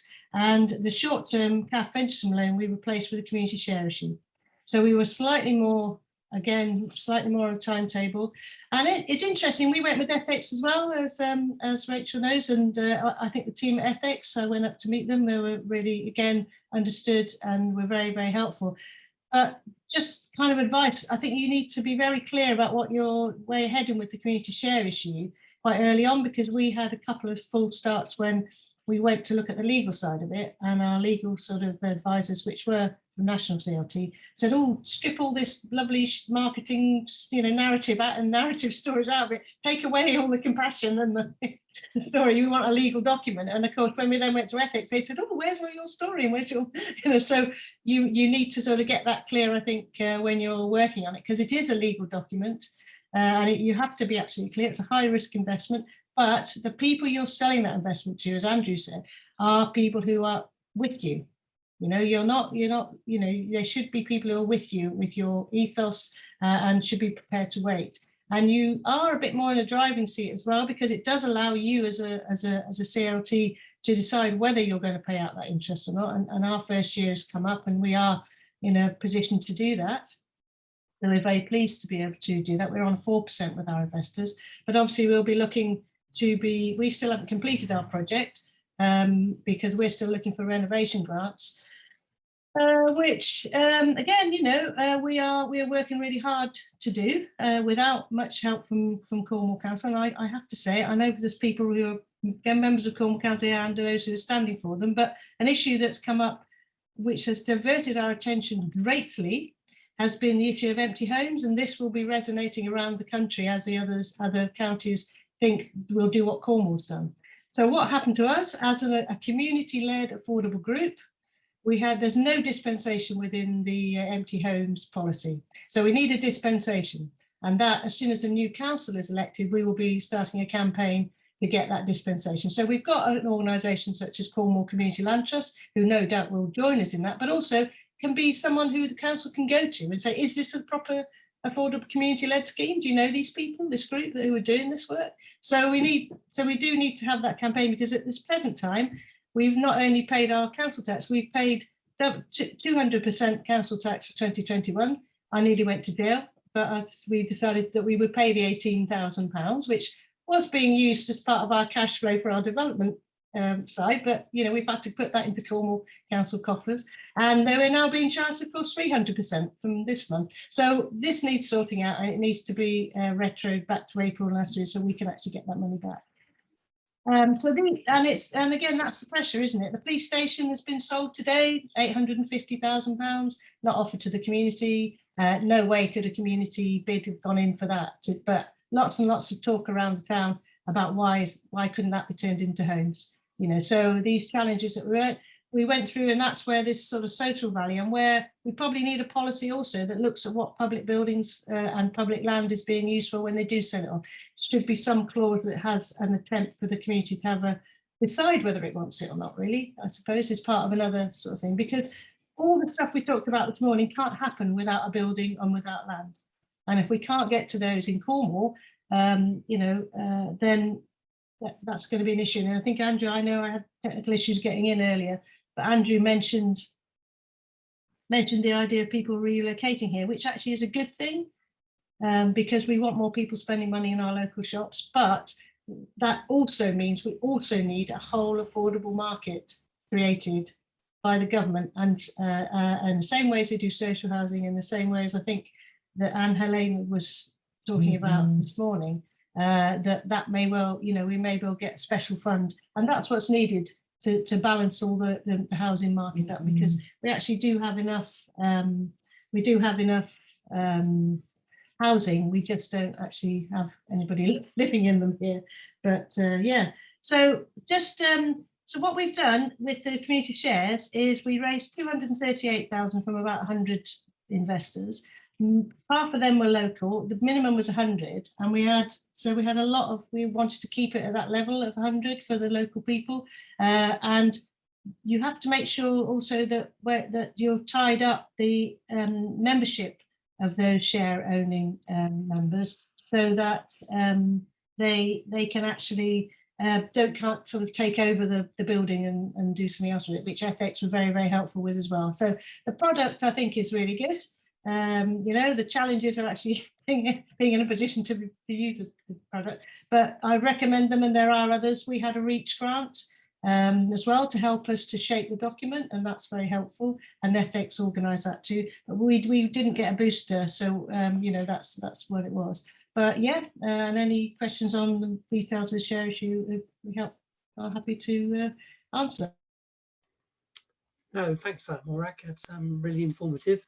I suppose in the absence of anybody else's question, the one I would like to understand is there's quite a big difference between 4% and 2%, and perhaps each of you would like to say why you pitched it at that, and why you felt that was necessary, for both those percentages. Well, we're in Yorkshire, of course, and everyone knows we're tight up here. So. No, I mean, I think we felt that the interest rate was not going to be particularly significant in terms of whether or not we managed to raise the money. There were other things which were more important, and I think that varies around the country. But we certainly found, to say that 2% did bring in the money. And we went a little bit higher than Morag in terms of the minimum. We discussed this. There's quite a lot of people who will invest the minimum, whatever it is. Actually, they may have tens of thousands of pounds in their bank account, but if the minimum is £50, they will invest 50. We set that at 250 partly because anyone who couldn't afford 250 really should not be investing in this sort of investment, which is high risk. You know, it's not protected by the government's usual deposit protection scheme, and we did get a lot of 250s. We also got some 20,000s actually too, and some 10,000s, which was great. Probably 2/3, maybe 3/4 of our investors came from our local area, and a quarter or so were national, mainly through FX, mainly people who had already invested through FX and therefore knew about CLTs and knew about this sort of funding opportunity. Okay, thank you. And Morag. Yeah, we decided on 100 because we wanted some accessibility, and we felt that was, but we were very clear, as Andrew said, that this is a high risk investment, and you should only really be investing what you can afford to not get back. And I think I've just got our list here. We've got our kind of median was around about the 500,000. You know, we had quite a few of those, as well as a few of the hundreds and a few, quite a few 10,000s as well. So, so I think that worked in terms of people, pledging, if you like. It's only £1 to join our CLT, as it is yours, I'm sure. And so there, it was a kind of pledge, that they wanted to support. So I think that's how we got to that minimum. With the percentage, the interest, it was, around, anybody investing in St Ives is going to look at a 10% return as a commercial investor straight away. So that's what you're looking at in the sector of holiday homes investment. And certainly around the time, of course, interest rates, we were back in sort of 2018 and the interest rates were higher then. So we modelled it as well to see what it was that we modelled with FX. We modelled what we thought we could afford, because they were kind of saying, well, it's your choice. You can offer a bit low, and then you'll just kind of look at your local media. You can offer higher, up to 5%. If you feel that will draw investors in from outside. But we worked together with them and modelled it, and we felt that a 4% was affordable and just enough of a hook, because 50% of our investors are outside of St Ives as well, and they're on the larger side of investment. So it was that kind of discussion, but it was a very good discussion, and it was modelled properly, and we looked at sort of restructuring it later on as well. Okay, so before I come to Mary's question, Rachel, do you want to say something about how you approach these sort of conversations?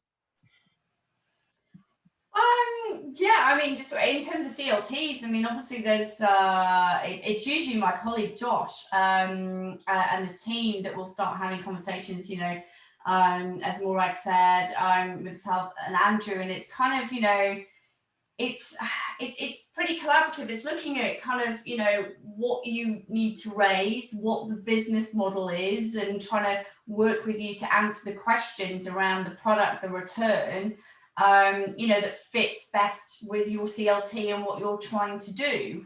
You know, I mean, it's very different sometimes. You know, obviously, Calder Valley had, you know, established buildings. And thinking back to when we went with your space in York, you know, that was very much kind of a greenfield site. And then it's, you know, a different set of questions trying to really represent the offer in a different way, because you've got architects' drawings and you're trying to put the faith in, you know, the team and their expertise based on what they've done previously, not necessarily with that CLT.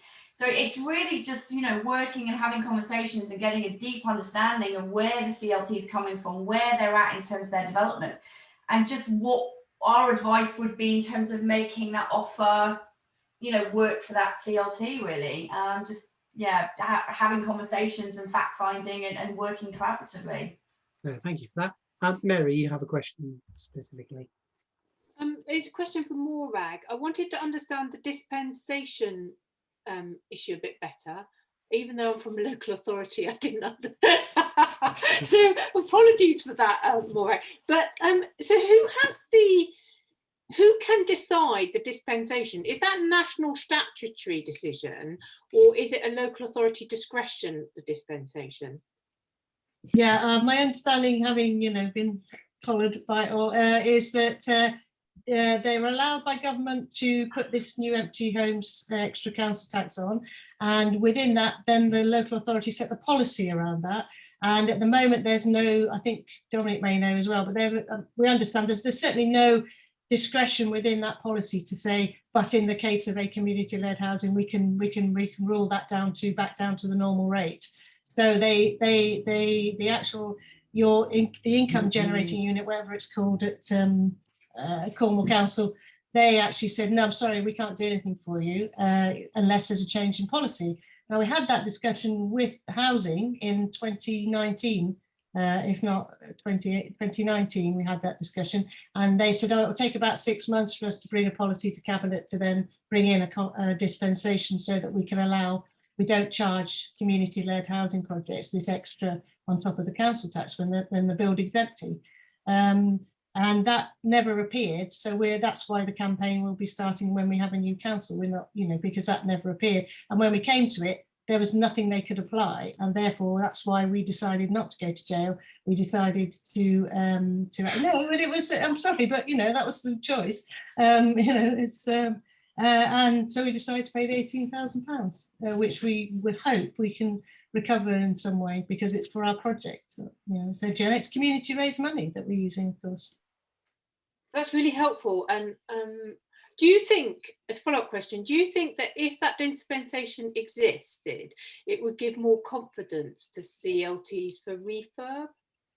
Would that be, I know it's not a major, you know, it's not the top line thing, but is that something that you think we should be thinking about more seriously? I think it's going to have an impact on more projects. I think Andrew and I had an exchange of emails from Calder Valley. He said there's an example up there from almshouses who were refurbishing and come up this as well, because councils go, good, this is really good because we're trying to support our local community by charging for people who can afford to have homes empty. And of course, what they're not doing is doing the detail, which is who actually owns these homes, you know, and that's all that needs to change really. I think in terms of CLT refurbishing buildings, I think there is more, it feels to me from this morning's conversation, there's more scope for lenders to with refurbishments now, you know, and that's probably what's, the landscape has changed in the sector.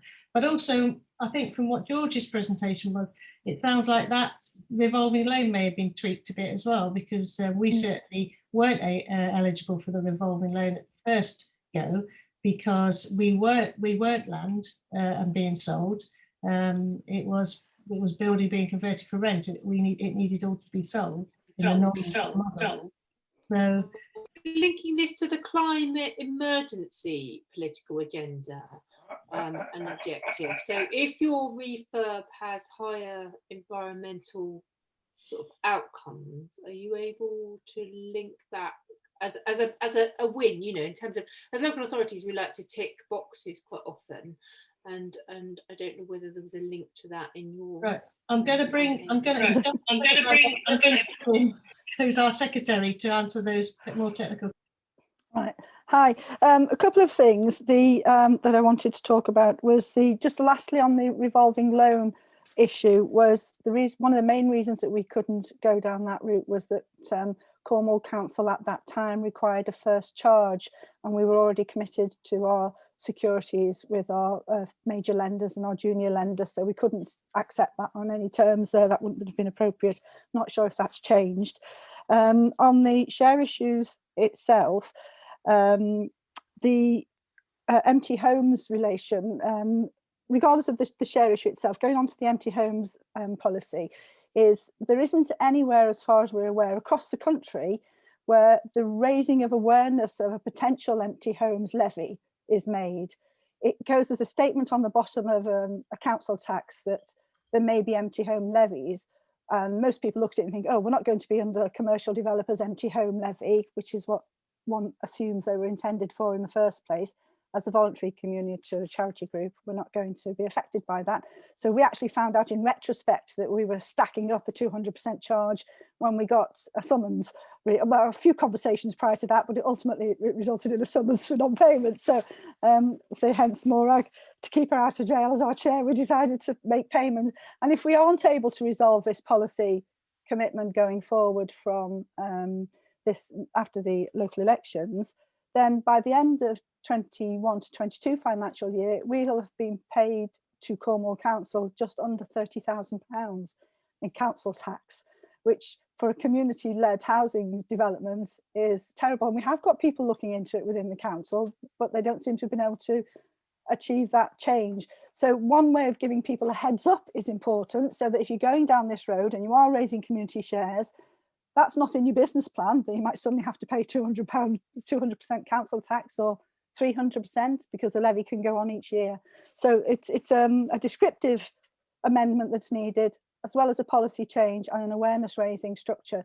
So you keep everybody fully informed of what their liabilities might be, if that's any help.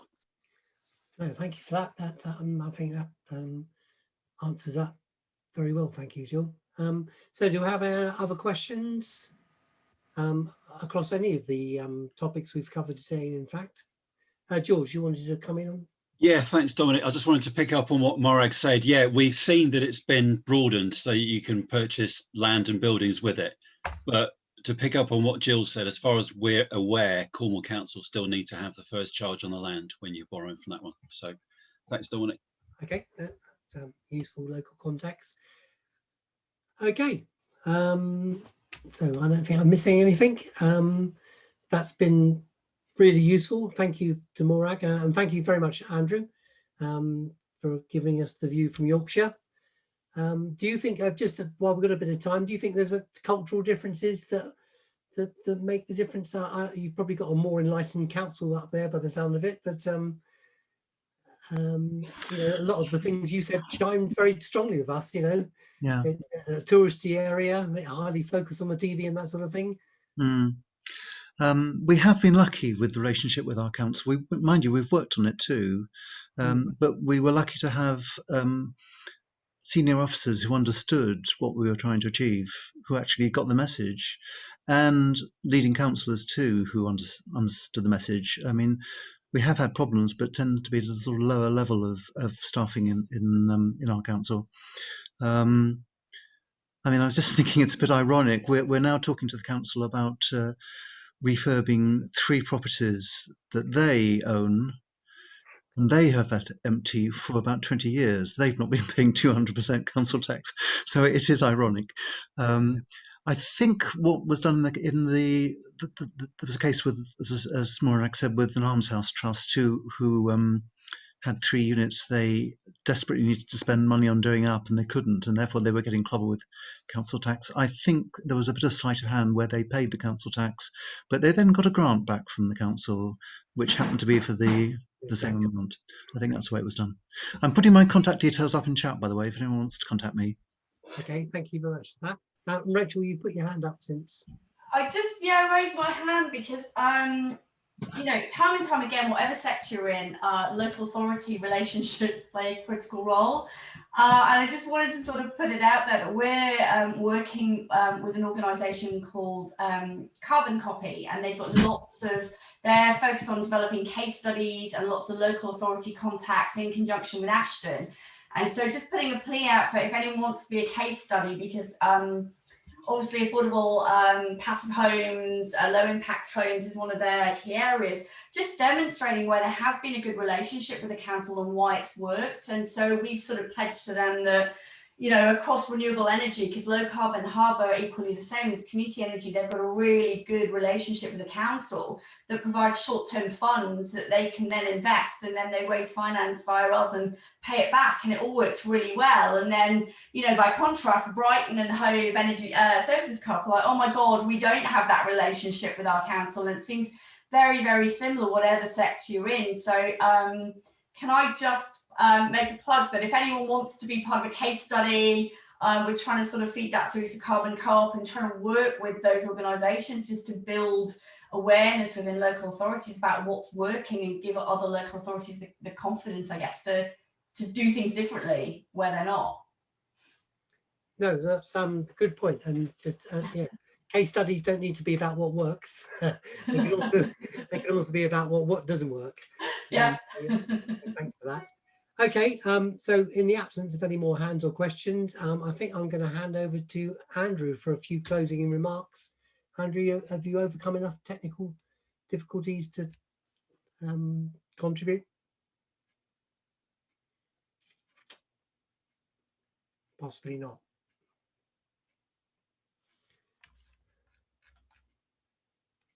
Andrew George?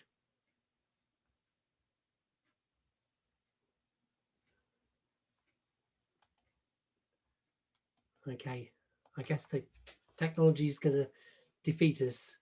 So, okay, so we are repeating. So perhaps Patty, you want to give a little bit of information on how we're going to repeat this seminar next week, what the how people can access that and spread the word about that, perhaps. Yes, that's okay, Dominic. Yeah, thank you. We've recorded today's event, and with a bit of editing, we're going to replay it on Monday evening from 6:30. And I'm not expecting all the speakers from today to be there, but there will be the entire, I hope, Cornwall Community Land Trust team. And I think one or two of the speakers will also be available for questions afterwards. So it might be an opportunity to explore things in a little bit more detail. And it's certainly for those who haven't been able to join us during the day today. I've also put up the link for our Survey Monkey feedback, please, which would be really helpful because, I mean, today's program's worked incredibly well, but it'd be interesting to know what you'd like to hear about for another seminar, because our next CLH seminar is probably going to be in October of this year. Finally, yes, I'll be sending out probably a link to all the presentations from today, and we'll put everyone's contact details in there as well. It'll take us a couple of days to set that up, but all the speakers have said they're happy to share their presentations. So again, that will be put up on our website at some point as well. So those presentations will be publicly available for everyone. Okay, I think it's been tremendously informative and loads of information to digest. As Patty said, if you reflect on something and you want to bring it up as a sort of Q&A next during the next week's recorded session, yeah, please come along again. Thank you all for your time. Thank you especially to the speakers, and I'm going to wish you all a good day at that point. And I'm going to go and find some lunch now. And yeah, thanks very much indeed. Thank you very much. Thank Great day. Thank you. Thank you, everybody.